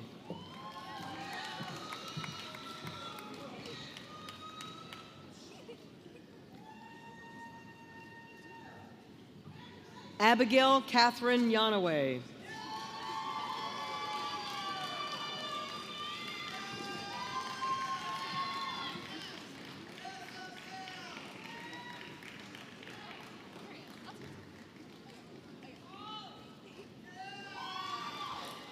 Nicolette Lucretia Zahner.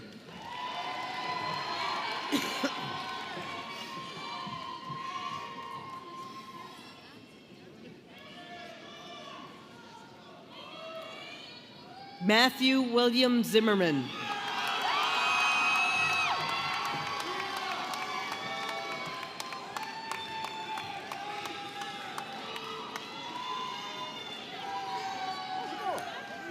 And now we have the Bachelor of Science candidates.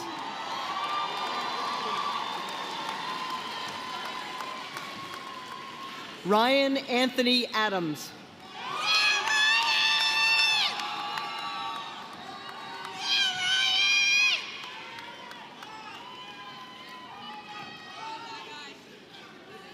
Bridget Y. Emendano, summa cum laude, college honors, departmental distinction in biology, Society of Jacob Albright Scholars.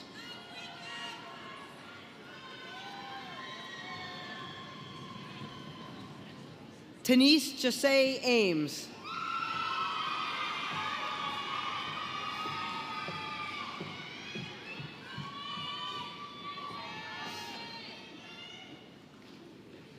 Edison Ray Apollo.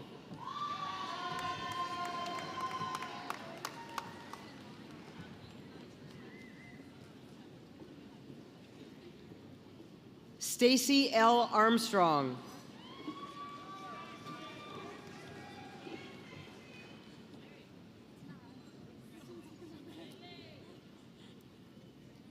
Mason Peter Augustino.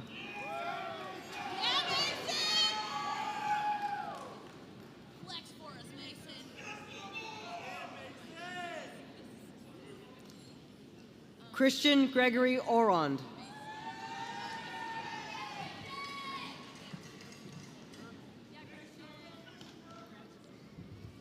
Linda Azer.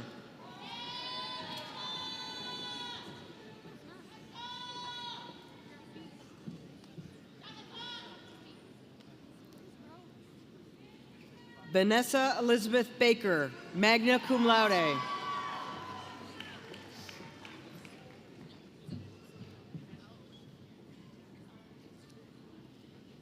Jacob Elijah Banks.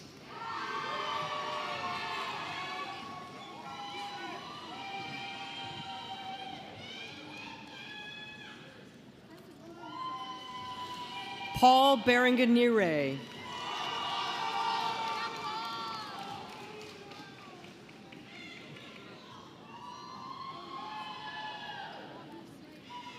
Julia Lynn Bell, summa cum laude, Society of Jacob Albright Scholars.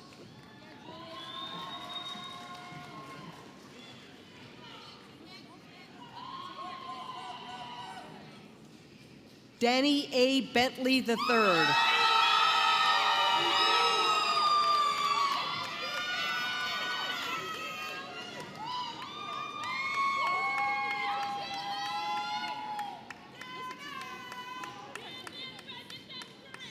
Samantha Jo Bishop.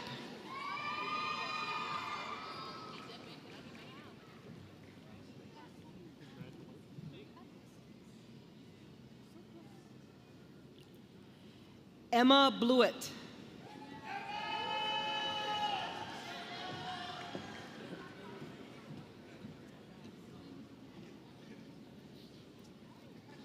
Harrison Edward Bly.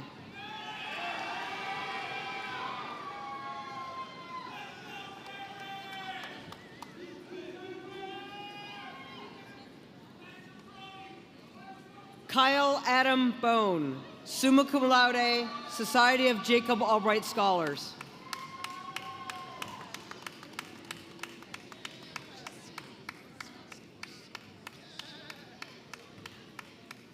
Leticia Vasconcelos Borges, cum laude.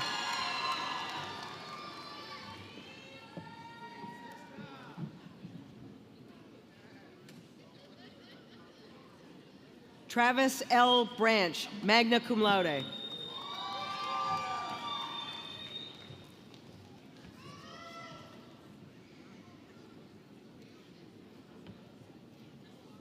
Danielle Cecily Brooks.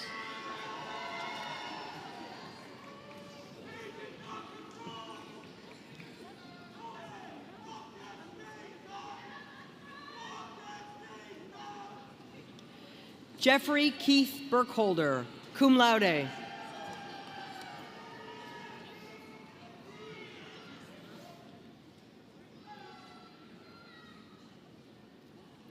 Ryan Patrick Buttery, cum laude.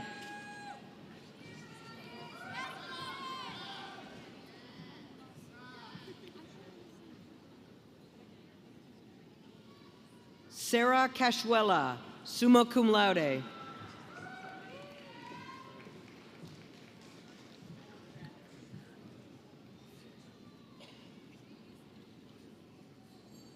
Jan Kamara.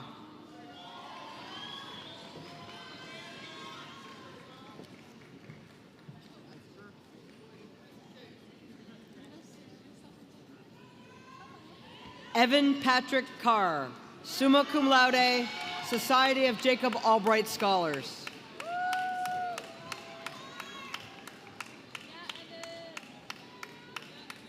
Brianna Nakia Chambers.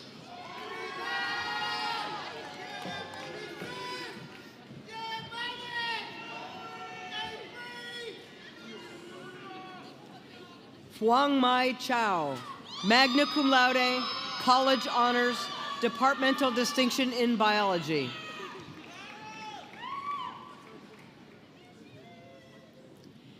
Stacy Marie Clugston, magna cum laude.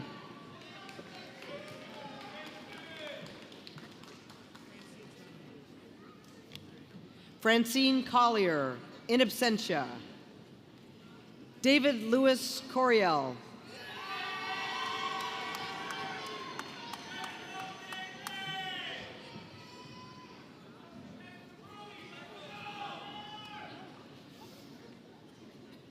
Tristan Sue Cotter, cum laude.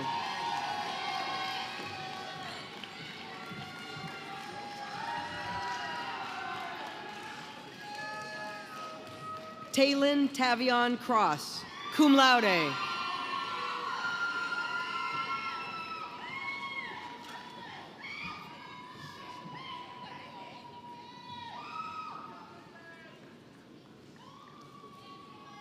Jacob Adam Cunningham.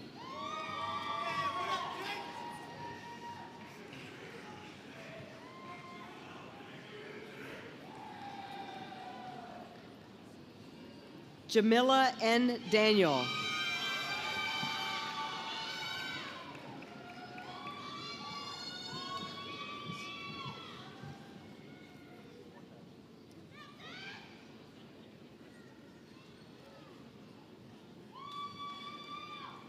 Maciel del Orbe.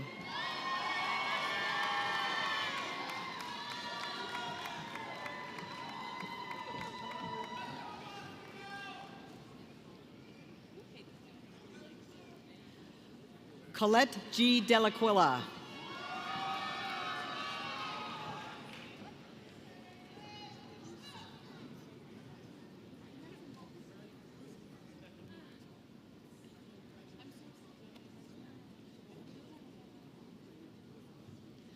Olivia Rebecca Donkis, cum laude, college honors.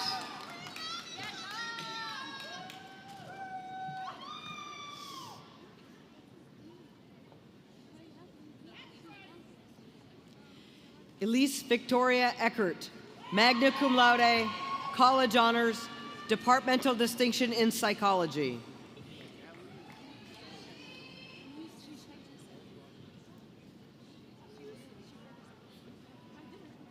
Yolanda Edrington.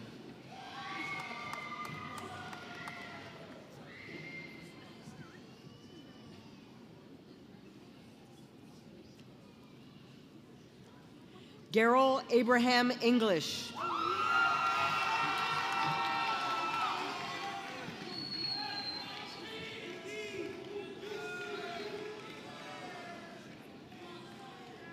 Cecilia K. Ensel, summa cum laude, college honors, departmental distinction in psychology, Society of Jacob Albright Scholars. Evan M. Famous, in absentia. Taylor Catherine Filmer.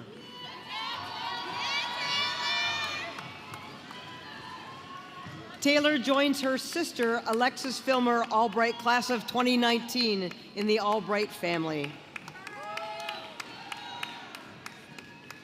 Dorian Dean Forbes.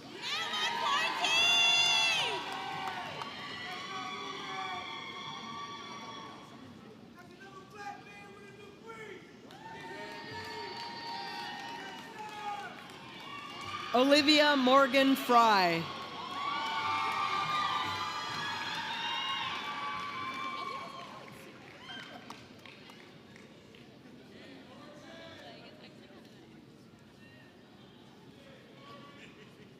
Olivia Ann Gardella, cum laude.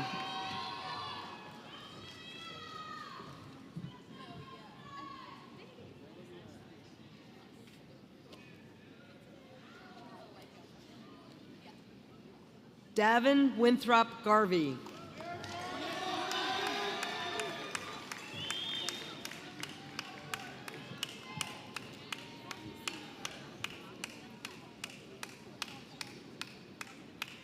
Robert Thomas Gibba.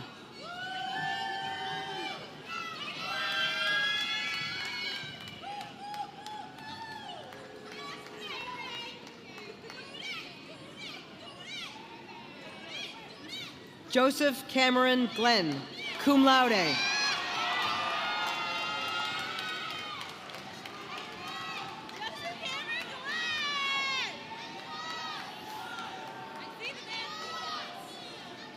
Teresa Marie Godfrey, summa cum laude.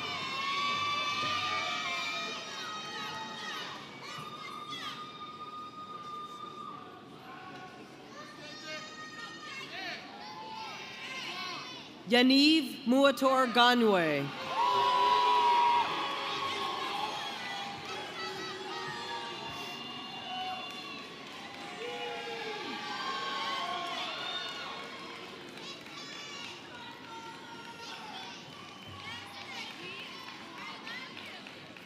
Catherine M. Griffin.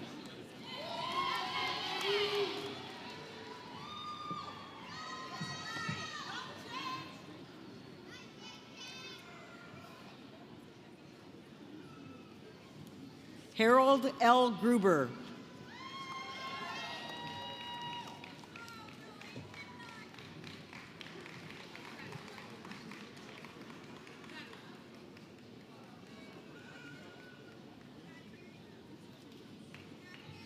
Jaquan Jimmy Harley. Magna cum laude, college honors, departmental distinction in biology.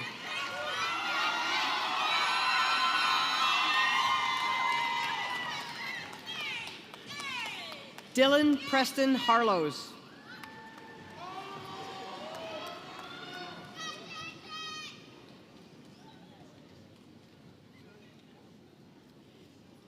Jade Sean Acevedo.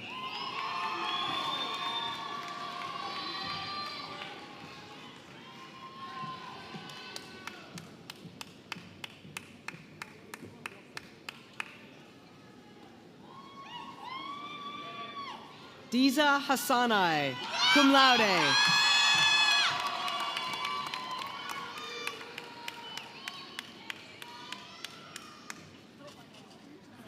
Kieran Hazard, cum laude. Kieran joins his sister Danielle Hazard Floater, Albright class of 2015 in the Albright family. Dawn Marie Henderson, summa cum laude.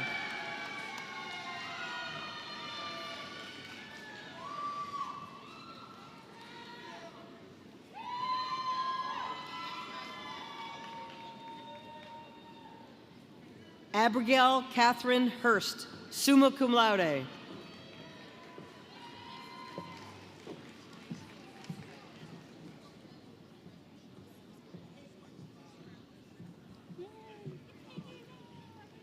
Erica Alexandra Hollinger, summa cum laude, Society of Jacob Albright Scholars.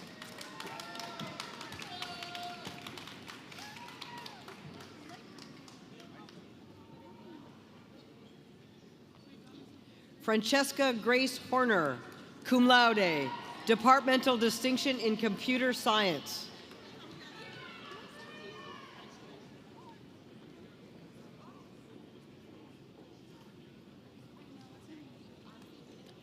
Patricia E. Hovis, summa cum laude.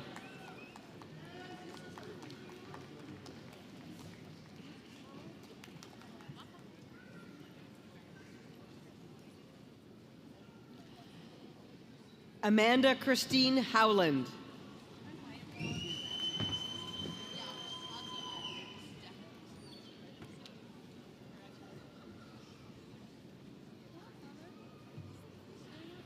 Roy Thomas Danko Hughes.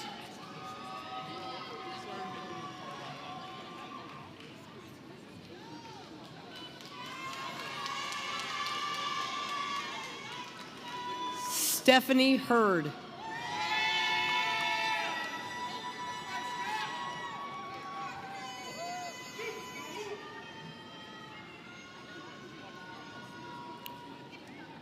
Alana Ibramovic.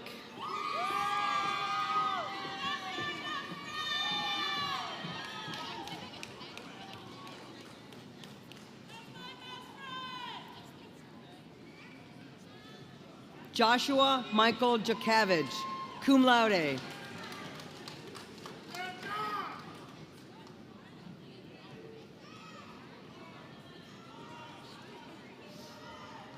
Ryan M. Janowski, cum laude.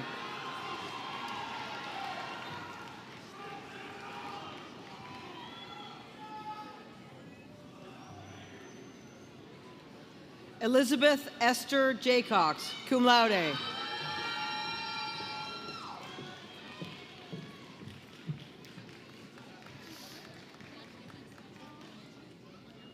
Julian Jones, cum laude in absentia. Zanaya Jones.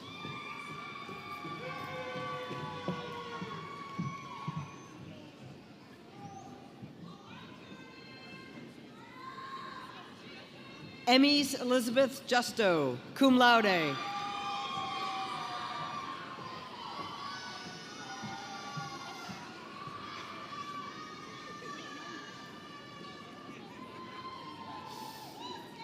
Sylvia Kammerer, summa cum laude.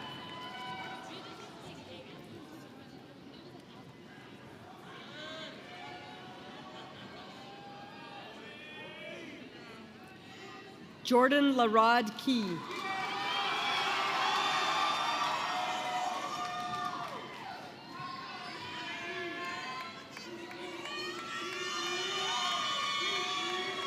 Timothy A. Keister, magna cum laude.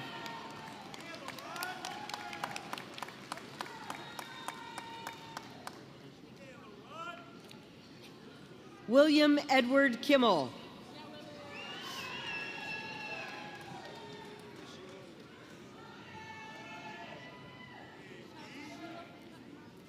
Sheila Maggie Clem.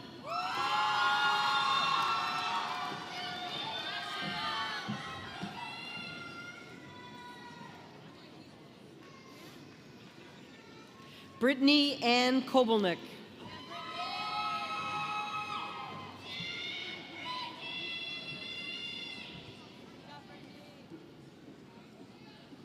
Saki Kubota.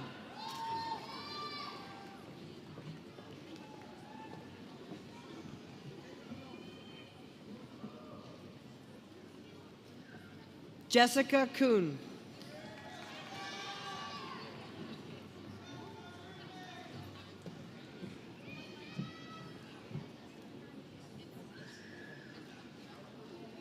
Raymond N. Law, summa cum laude, Society of Jacob Albright Scholars.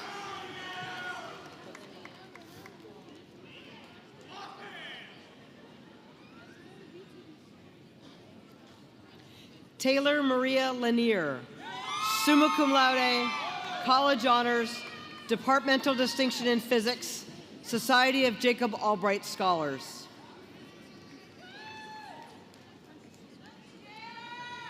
Joshua Laporte, summa cum laude.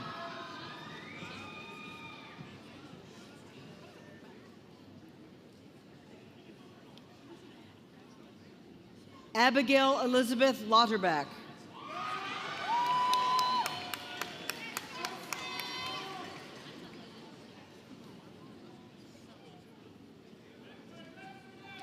Emily Rose Lenkovich.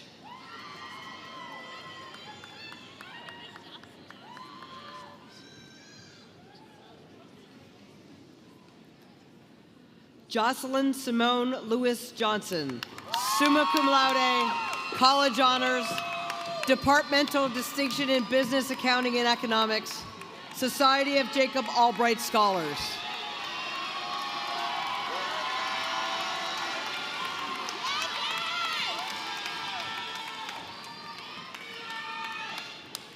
Makai Quadri Little.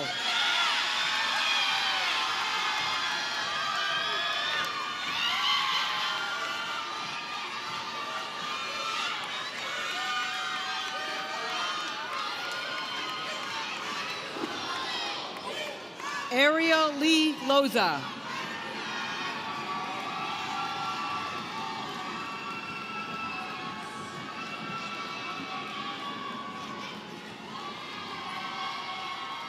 Too loud.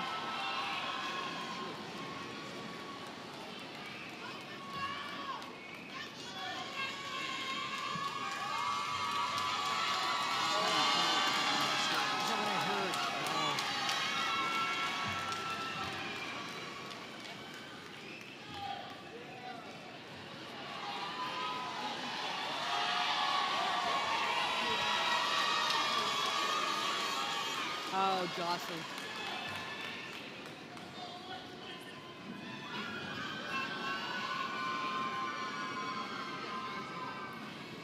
Alexander L. McDonald.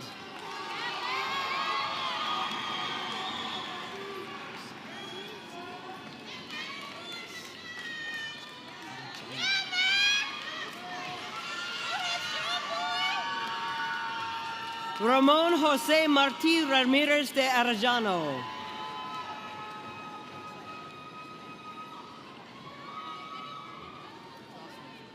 Christopher D. Martin.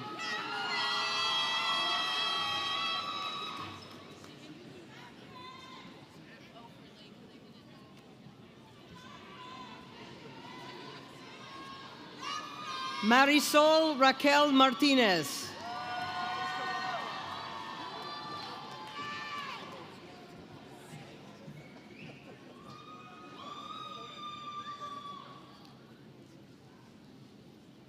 Jaden Marie Mays.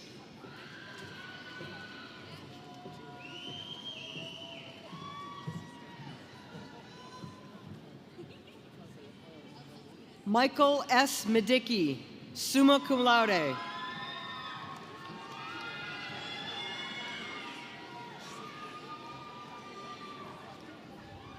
Lideni Jota Malera Estrada.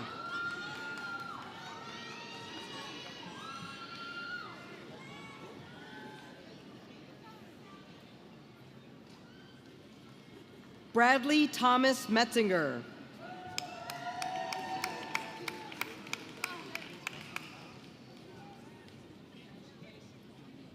Nathaniel James Miller.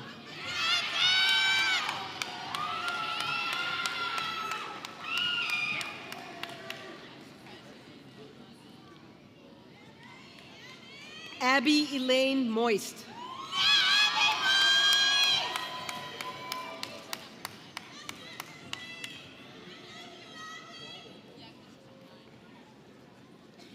Yudelka D. Monegro, summa cum laude.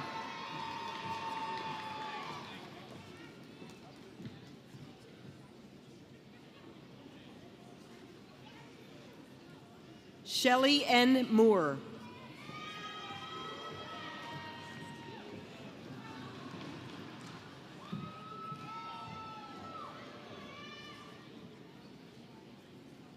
Jamie Grace Mullen.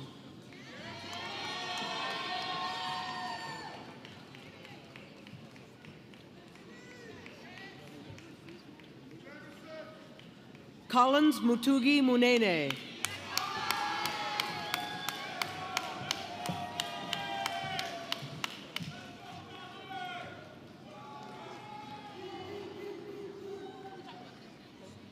Leonard A. Newton, summa cum laude.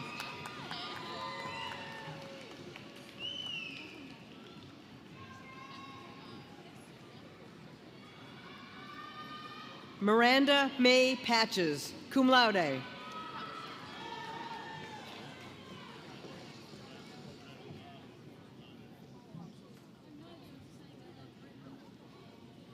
Jimmy Joshua Paulino.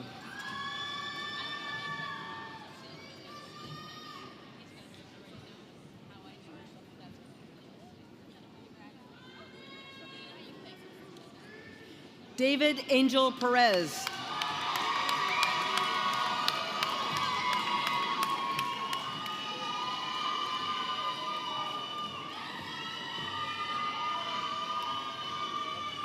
Christopher Raymond Perez.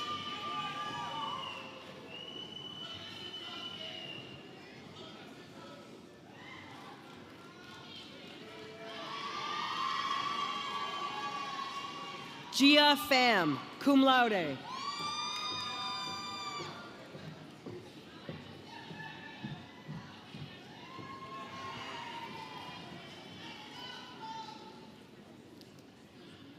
Danelle Pereno, cum laude.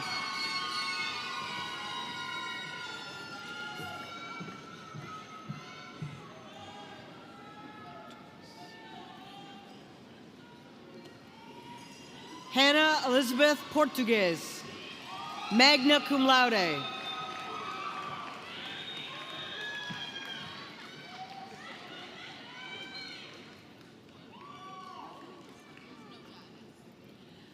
Morgan Elizabeth Ratchin, cum laude.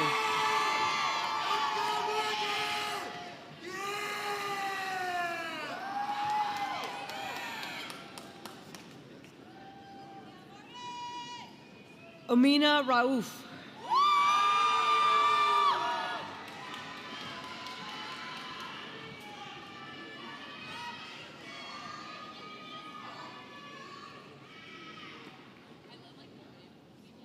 Michaela Sarah Riley.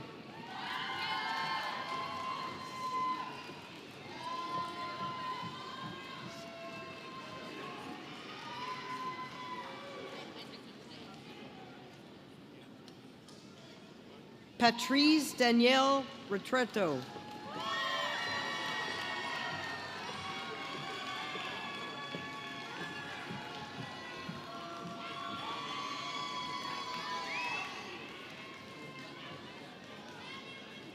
Elena Suzanne Ricci.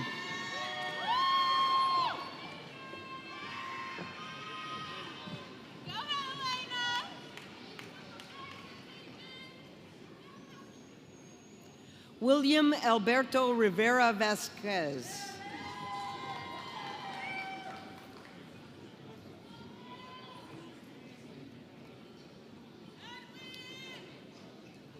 Cameron Patrick Rogers.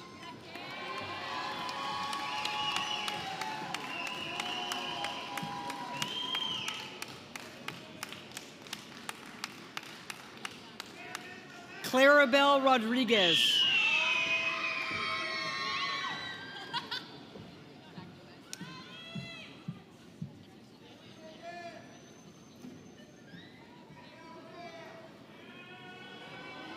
Cynthia Michelle Rodriguez.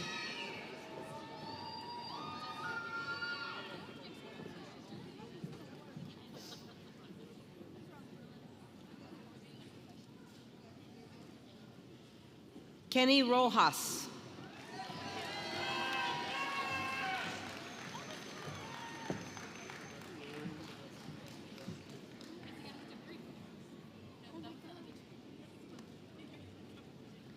Kenneth Roland.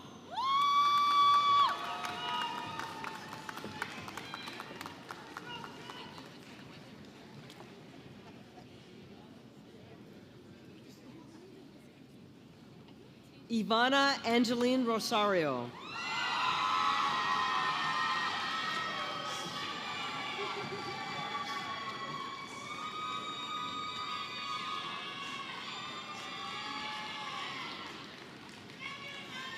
Jadeliz Marie Rosa Rivera.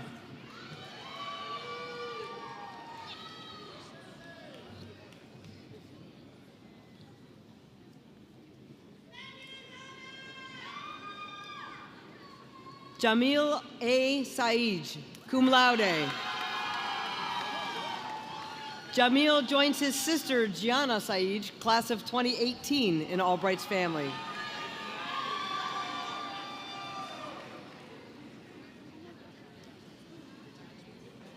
Edwin Marcial Salgado.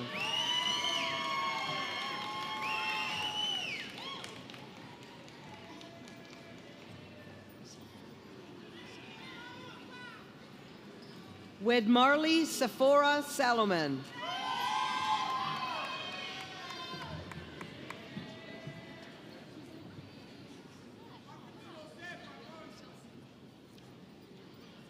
Shania Shanae Samuel.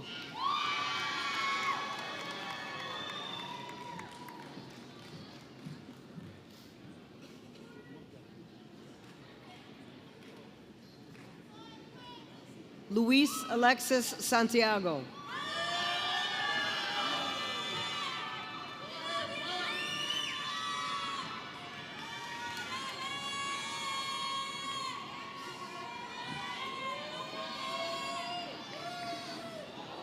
Maris Lacey Santos Rodriguez.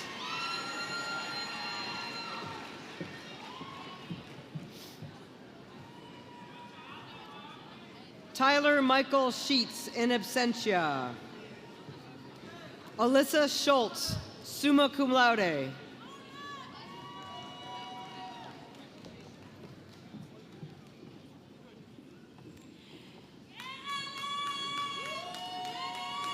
Andrew Raymond Cisse.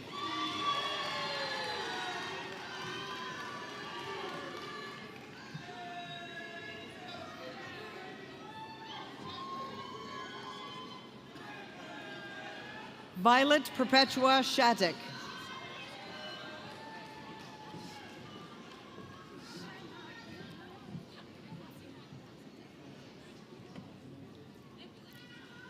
Nicholas George Sklenerick.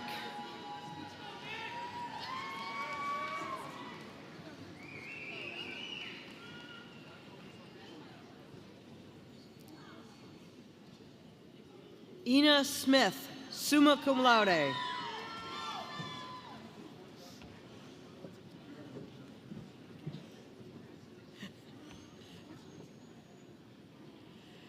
Gabrielle Marie Spracklin, magna cum laude.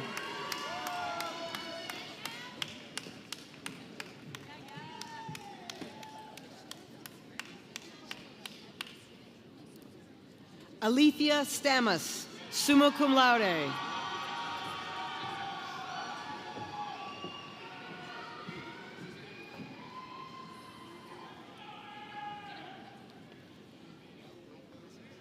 Jeremy Reeves Stoner.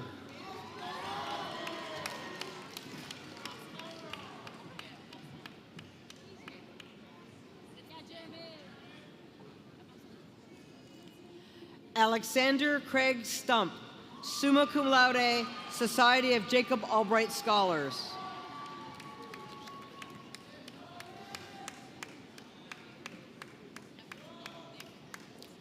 Mark Susenya.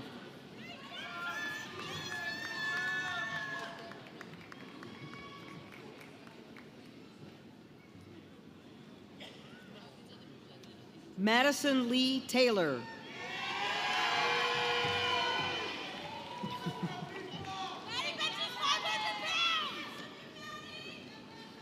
Pauline Tenna.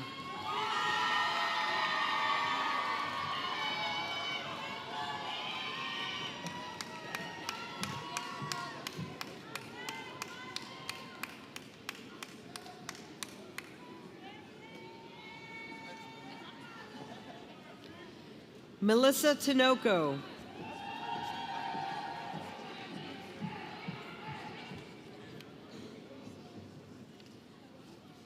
Rachel Ann Tremblay, summa cum laude, in absentia.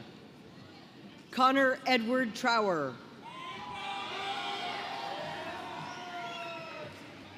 Connor is also a legacy and will be joining his aunt, Robin Gale Dick, Albright class of 1990, and his mom, Bonnie Trower, class of 1989, in the Albright family. Zachary L. Trump, summa cum laude.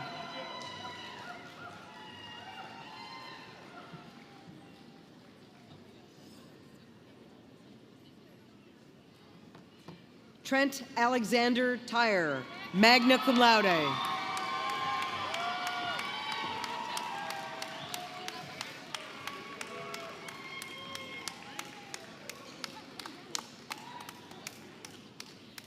Gigi Alexandra Judith Umstead, summa cum laude, college honors, departmental distinction in business, accounting, and economics, Society of Jacob Albright Scholars.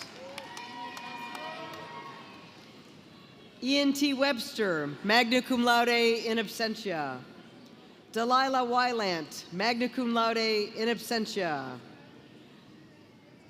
Kyron Terrell Woodson.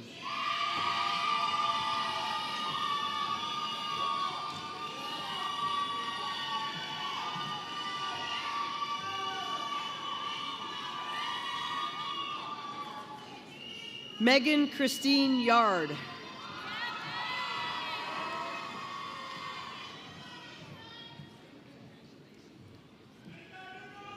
Sierra Nicole Ziegler, cum laude.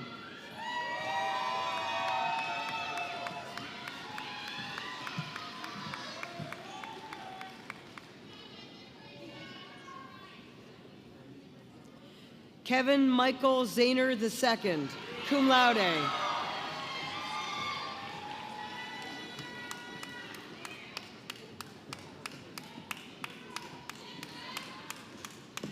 Mizuki Ino.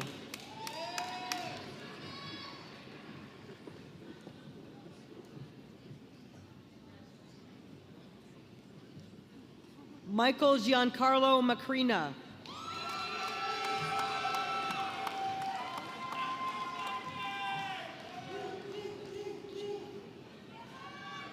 Noah Marchiafava.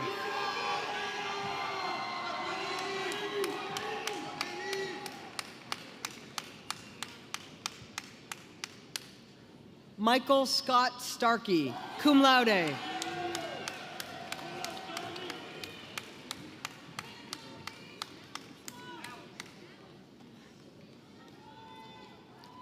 Christopher William Thomas.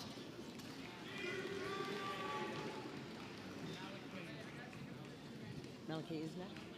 Is next. Malachi A. Thomas.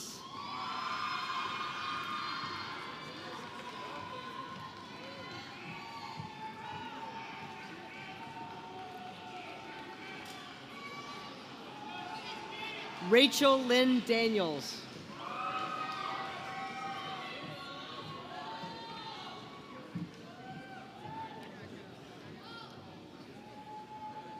Nicholas Francis Garofalo.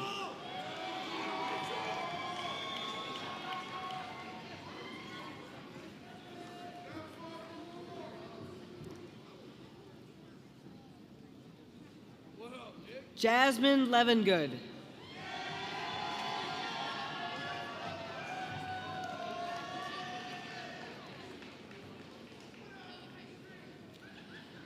Alexander Francis McKendry.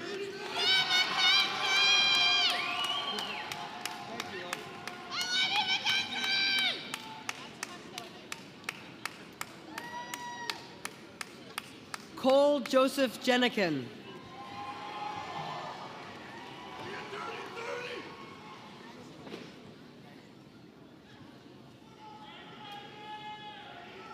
Erica Hamilton.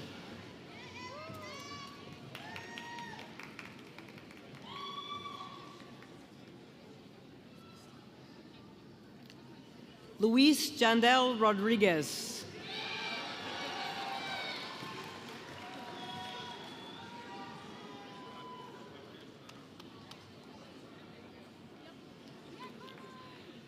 Carmine Alfio Azari.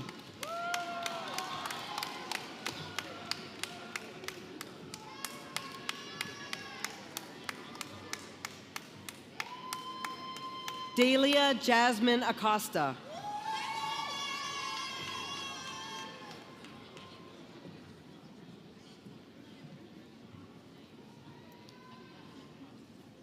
Terrell Ringgold.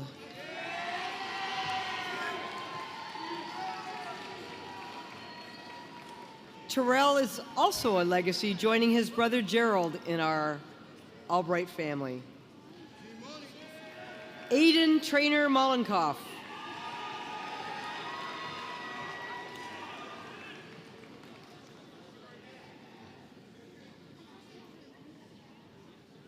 William Algard.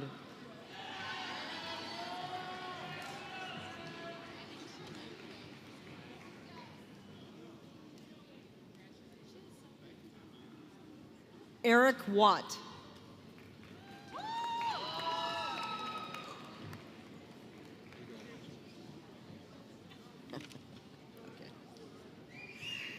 Dixie Lee Becker.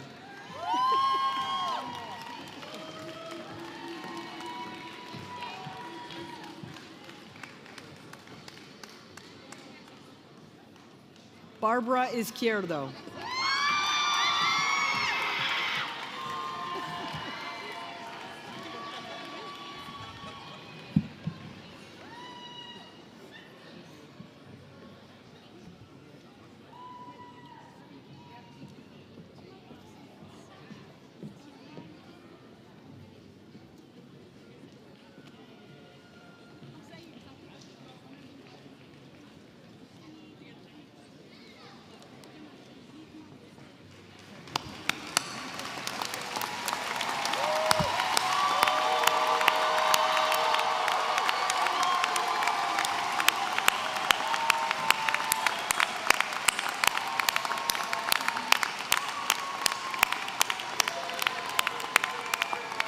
Congratulations, Albright class of 2022. You are now not students, you are alumni of Albright College.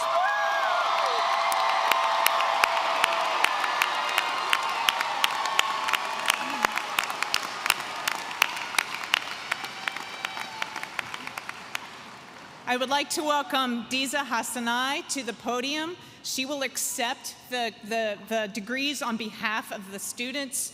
Diza, majoring in business administration, finance, and French, has been accepted into the Graduate School of Business at Villanova University to pursue a master's in finance. Diza.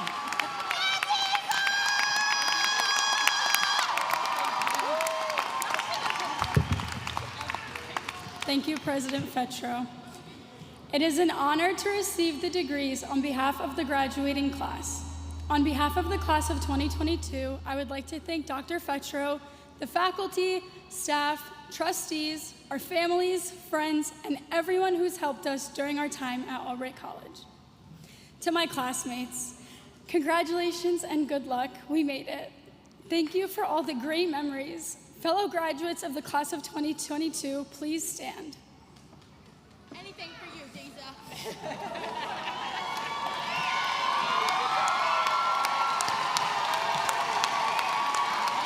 Join me in turning your tassels from the right to the left. Congratulations.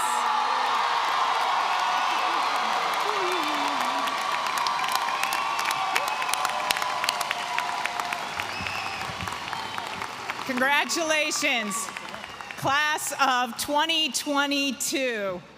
Congratulations. I am so proud of each and every one of you.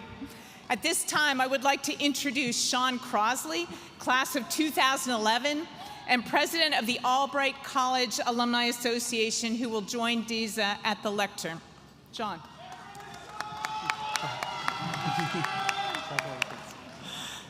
Thank you, President Fetro.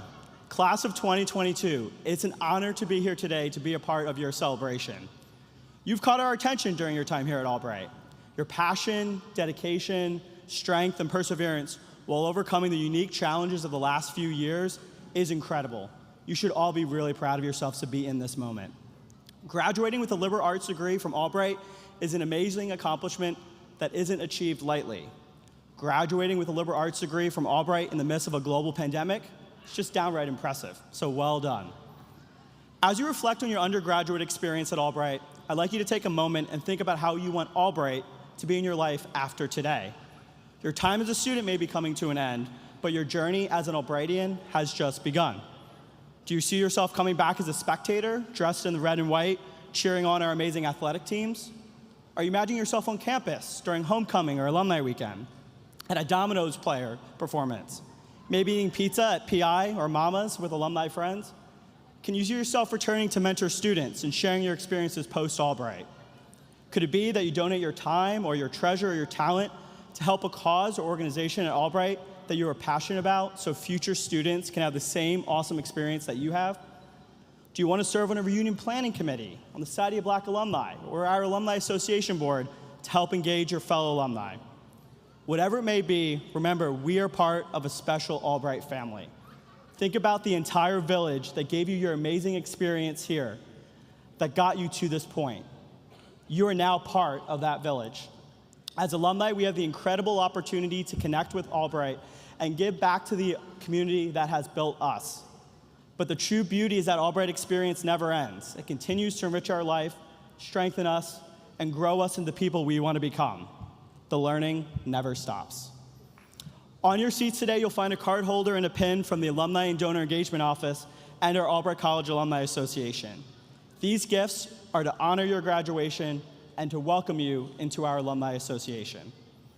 As president of the Albright College Alumni Association, and on behalf of more than 22,000 living Albrightians, I ask Deeza Hassanai, as a representative of the class of 2022, do you accept, on the behalf of the class of 2022, membership in the Albright College Alumni Association, along with all the rights, responsibilities, and privileges pertaining thereto in support of our alma mater? On behalf of the class of 2022, I proudly accept all the rights, responsibilities, and privileges pertaining to membership in the Albright College Alumni Association in support of alma mater.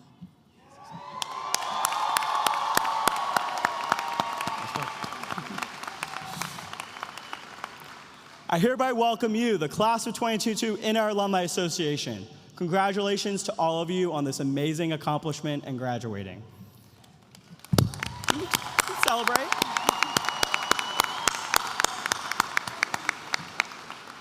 Remember, your Albright journey is not over. Once a lion, always a lion. We look forward to seeing you on campus as alumni. The fun has only just begun. I now invite to the stage Emily Stragopede. Emily has majored in crime and justice with a minor in legal studies on the pre-law track and has been an engaged member of the senior class gift committee.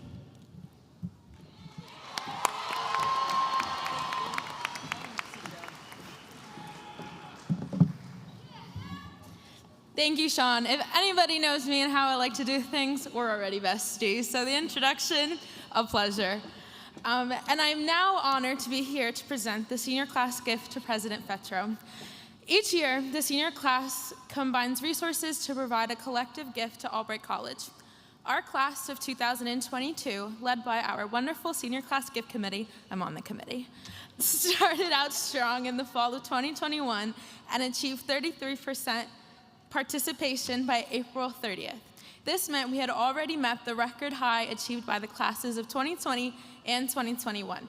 I don't know, that's really philanthropic if you ask me. But that was not good enough for our class, and we aim to achieve more. All senior class gift givers received a philanthropy pin depicting the likeness of Jacob Albright to display their support. Would all senior class donors please stand at this time to be recognized? Oh. Well, if you... Everybody sit. We're going to do it again. So sorry. Have a seat, have a seat, have a seat. Okay, great. So now, would all senior class donors please stand at this time to be recognized?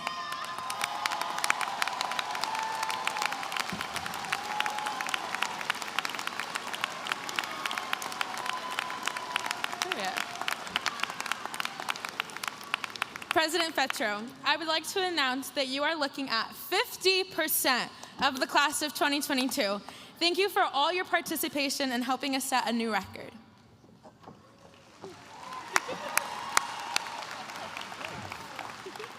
Emily, you're an amazing leader, and the class of 2022 is simply amazing. I am deeply grateful for your generosity and your enthusiasm to support our shared alma mater, and I'm looking forward to your engagement with Albright College in the years to come. Emily and class, congratulations.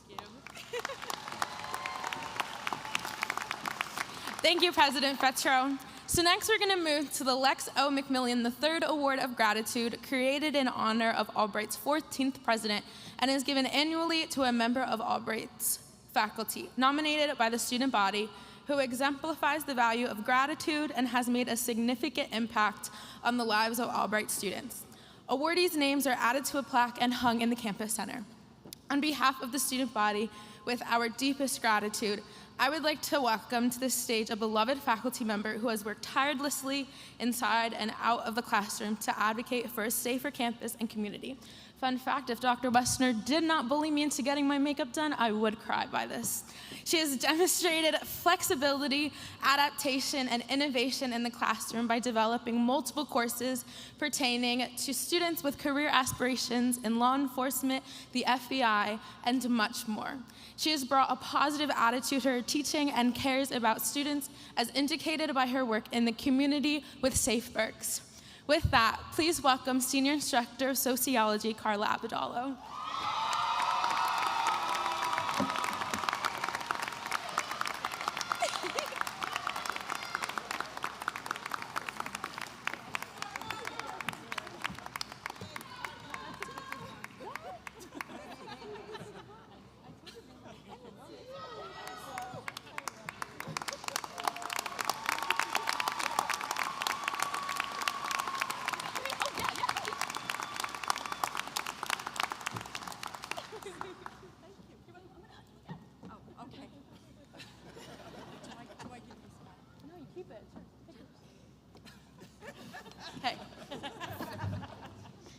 Okay, and now the moment we've all been waiting for, the fan favorite. Let me introduce Dylan Cope, president of the Student Government Association. Majoring in political science and public policy and administration, Dylan is also a Gold A winner. Come on over here, buddy.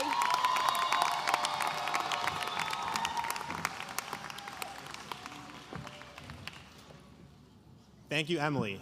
Emily is always a tough act to follow. This year, the Student Government Association has decided to also recognize a staff member with the Lex O. McMillan Award of Gratitude, recognizing an individual who has exemplified the core values of the institution outside of the classroom and in student life. This year's staff awardee is deeply committed to student life by remaining authentic, inclusive, and innovative. The award will be presented also in the form of a medal, and the winner's name will be added to a plaque in the Student Center. This inaugural award is presented to a staff member who has been a crucial resource for all students, from helping Albrightians learn event program skills through a Black History Month vigil, a late-night MCA basketball game, a red-handed relay event, and working diligently for the expansion policy for the new Greek life organizations to come on campus. This person has worked tirelessly to make Albright a better place for all and has been a judgment-free resource for students. Please welcome Fraternity and Sorority Life and Multicultural Affairs Coordinator, Keith Walls.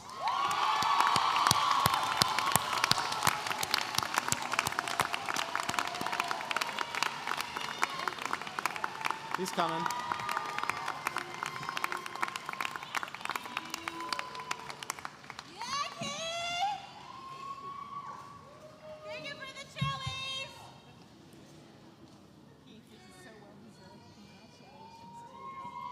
Congratulations.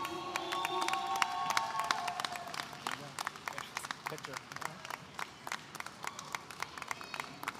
Congratulations. Here, you can take this too. Put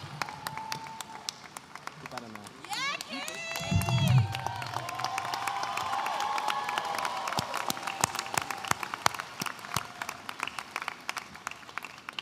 So I'm sure the question a lot of the graduates and maybe some of the people in the audience are asking, what is this toolbox that's to my left? So it is a commencement tradition in which the graduates drop off a small token before they walk across the stage. This year, the small token was nuts and bolts, and me, Deeza, and Emily had hammers, other weird stuff, but usually this represents a commemorative event that occurred over the past year. With this, we are celebrating the renovation of Jake's Place and the opening of the student space called the Garage. This is an innovative space where organizations can meet, our talented students can perform, and where students can just hang out.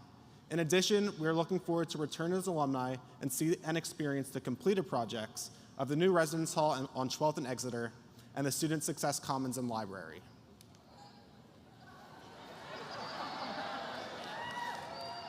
In closing, it's been an honor serving as your SGA president over the past 2 years. I've enjoyed working with all the students, student organizations, alumni, faculty, staff, administration, and trustees. I'm so proud to be part of the class of 2022 and look forward to seeing all the future classes lead, prosper, and continue to make Albright great. Thank you so much, and congratulations to all the graduates today.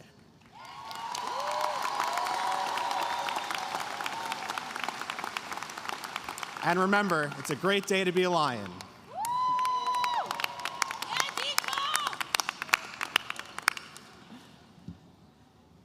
Nuts and bolts, huh?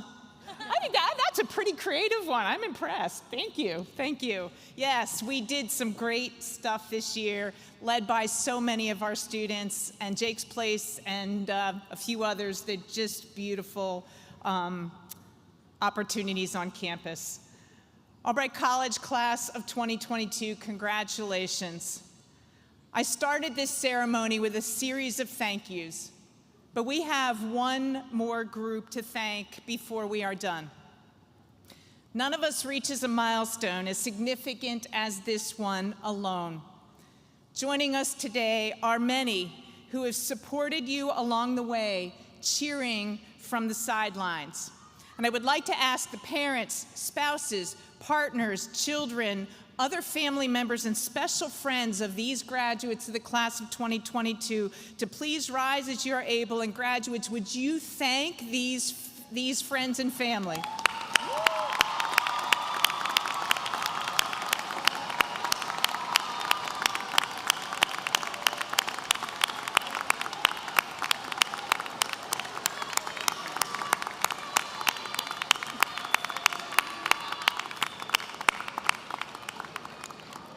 That is awesome. I want to extend as president my special thank you to each of you for supporting these fine young people. Albright class of 2022, I've enjoyed getting to know so many of you and learning about the unique and special things that each of you have brought to Albright College. As I said at the beginning, I have observed that you are incredibly engaged and involved. And this involvement is not just focused in a single area, but it expands the disciplines, including a range of academic extracurricular activities in the arts, athletics, and beyond. You have not hesitated to take on leadership roles and engaged with our greater Reading and Berks community, and I thank you. I have also observed, especially during the pandemic, how you have taken exceptional responsibility for your college career. In many ways, you have really owned it more than any other class before you. Even given that challenge of the pandemic, you had it thrown your way. Do I have a class in person or online? Do I need to get tested? Do I have COVID? Do I need to go into quarantine? Now what do I do? Through it all, you have owned it. You have remained strong to your commitments. You have remained strong to your engagement, and you have remained strong to your leadership. You have not hesitated to voice your opinions and to make a difference. You are an amazing class. And as we end this ceremony, class of 2022, I challenge you to take your leadership and your engagement into the world beyond Albright. I challenge you to take what you have learned here and go out in the world to develop creative solutions to the problems that we know of and problems we don't even know exist yet. I challenge you to take your passion for learning and innovation and find solutions. Class of 2022, our communities, our institutions, and our world needs you. As our commencement speaker, Judge Gregory, said, it doesn't matter if you make it to the top of the mountain. What it matters is what you do along the way, what you observe, and what you do to make it better. As our commencement speaker said yesterday, the world needs you to be your genuine selves. Go out, do what brings you joy, and be your genuine selves. Our communities, our institutions, and our world need you. Congratulations, Albright class of 2022. I congratulate you on your achievements and your commitment and your perseverance, and I wish you the very best as you continue to the next stage of your life journey. Congratulations.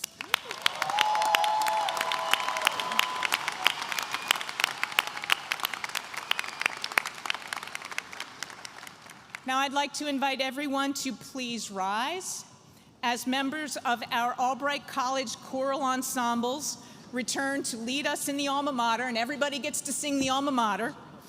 Then Dr. Melvin Sensenig, Albright chaplain, will offer the benediction. Please remain at your seats until the platform party, the faculty, and the students have left the arena. Thank you.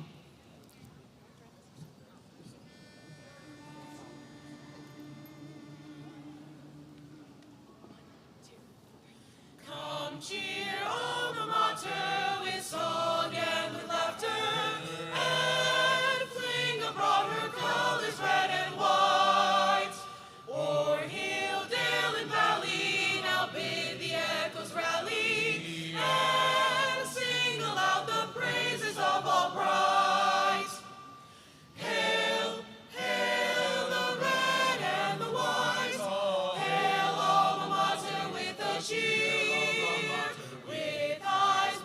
Glancing, the red and white advancing, we'll sing the praise of alma mater dear.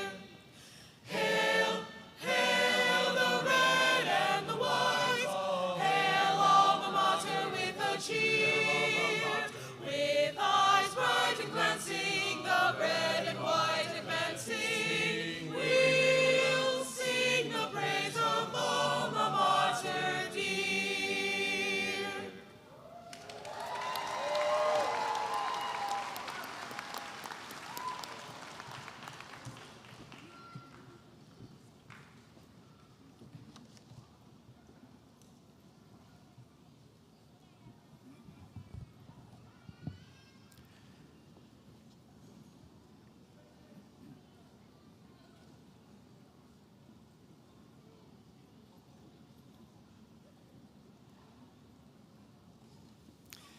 And now please receive this benediction from Numbers chapter 6, verses 24 through 26, first in Hebrew and then in English.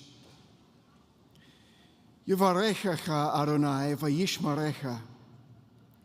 Ya'er Adonai panav elecha vichunecha.